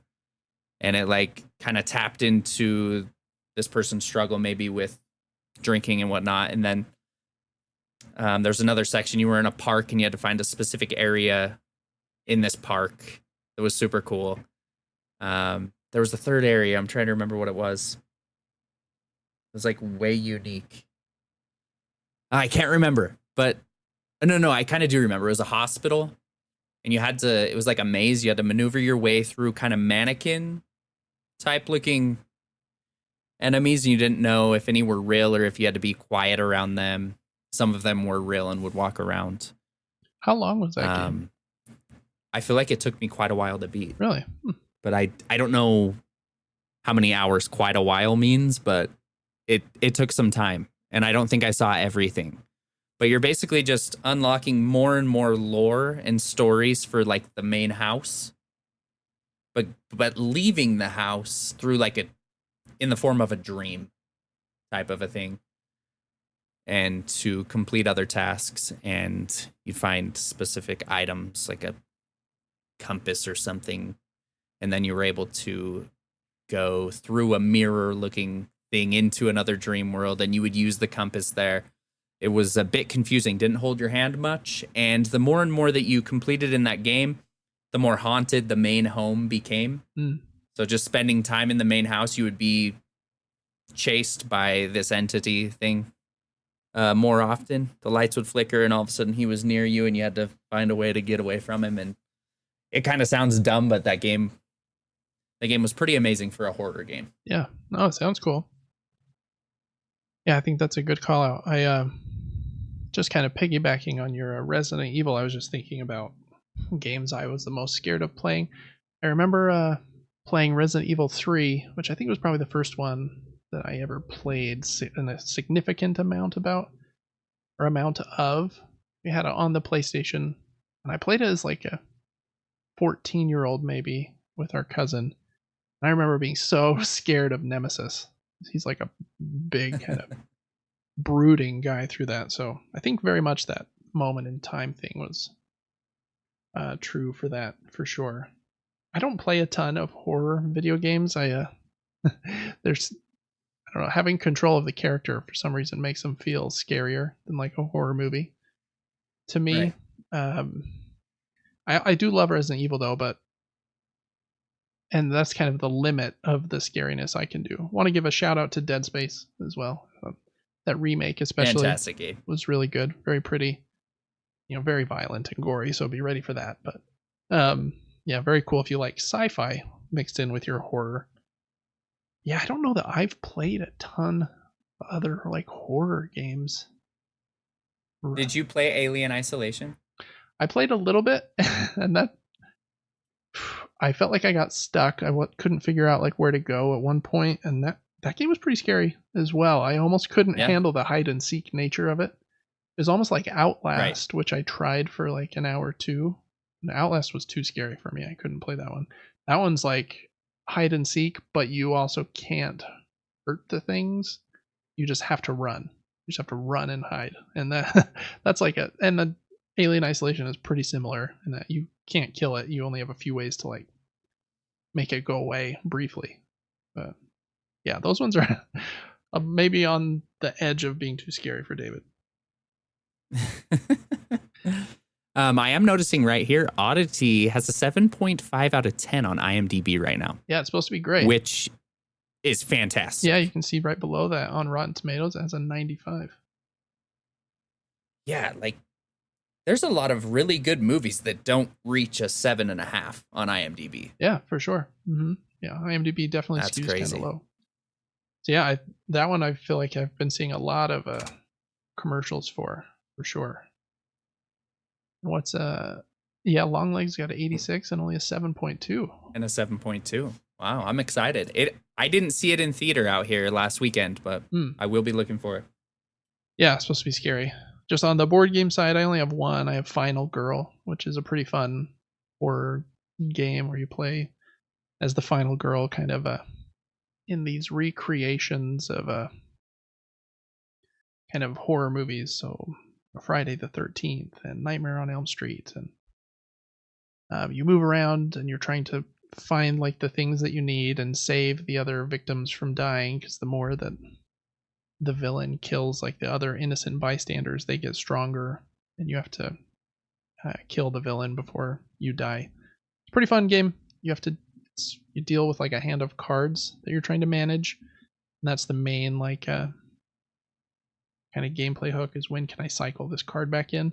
But there are some like dice rolls and stuff, and so trying to manage your health as well, because you are going to get hit from time to time. But that's a pretty fun board game. I don't have a lot of other. I don't think I have any other horror board games. I want to try Nemesis one day, which is basically the movie Alien in a board game, where like the alien, when you enter a room or make too much noise doing different actions, then the alien like might spawn in that room or a room close by. So it kind of has that like, as much as you can replicate like a jump scare in a board game kind of a idea.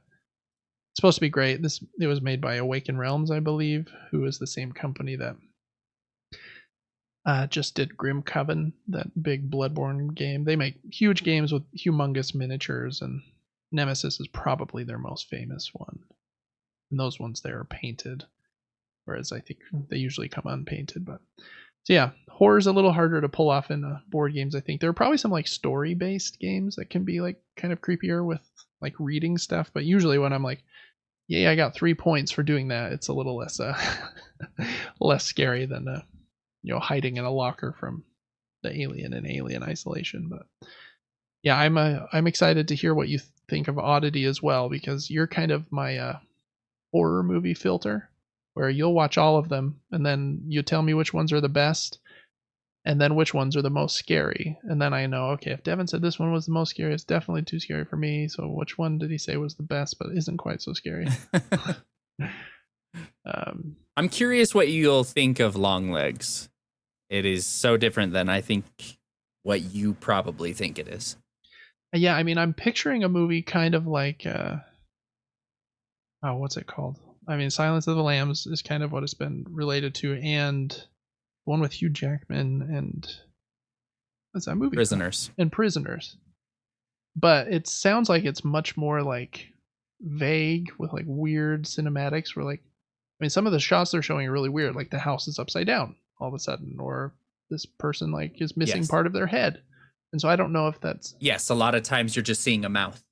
Yeah. It cuts off at the top of the screen. And so if there's like a lot of that, is it like off? It's supposed to be off-putting, obviously, like kind of make you uncomfortable. But is it difficult to follow? You're like, why did they do that? And now I don't understand what's going on.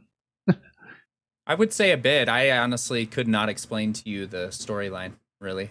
Really? But they use a lot of colors and things to, try to trip you up, and it kind of works. Is there like a solid, like, beginning, middle, and end? Like, okay, we know who the killer is now, and now there is some conclusion, or is it like more esoteric than that? My memory's so bad. I need to go watch it again, to be honest. Like, that's all good. I don't know. Yeah, it does seem like it's going for that kind of odd characteristic, though. So, yeah, I've been thinking the same thing, that this might be like just too esoteric for me, like too kind of out there. But it's reviewed pretty well, and I think most people have kind of liked it. So, and I think you said you liked it. You just thought it was weirder than you expected, right? Yeah, I was super entertained. It hooked me, and I ate an entire large popcorn by myself the whole time, just staring at the screen to munch the whole thing down. So that's cool. Yeah, I want to watch it. All right. Well, that's going to do it for our episode. It was kind of a long one for not having like a ton of news or anything. And we had one computer crash halfway through, so we'll see like what's going on. It'll be interesting to edit, but hopefully all works. I'm sure it's fine. All right. Well, thanks so much for listening to this episode of the Super Game Brothers podcast. We couldn't do it without you. Make sure to check out patreon.com/supergamebrothers to help us keep the lights on. You can get extra perks over there and directly support the show. Make sure to join our monthly giveaway that I talked about at the top. Check out Devin on Twitch, YouTube, and TikTok. He streams weekdays, playing Spider-Man 2 at the moment, but changes all the time. He's a variety streamer, so he plays what he wants. Dang it. And yeah, check out my Gaming Top Down board game channel. I just passed 100 subscribers. So look at that. I don't know why people want to watch me open and unbox board games, but it's been fun so far, even though I have no idea what I'm doing over there. Just kind of random trial and error. But yeah, thanks so much for listening. We will see you next week on episode 18. And until then, have a good week. Stay safe. All the things. Bye-bye.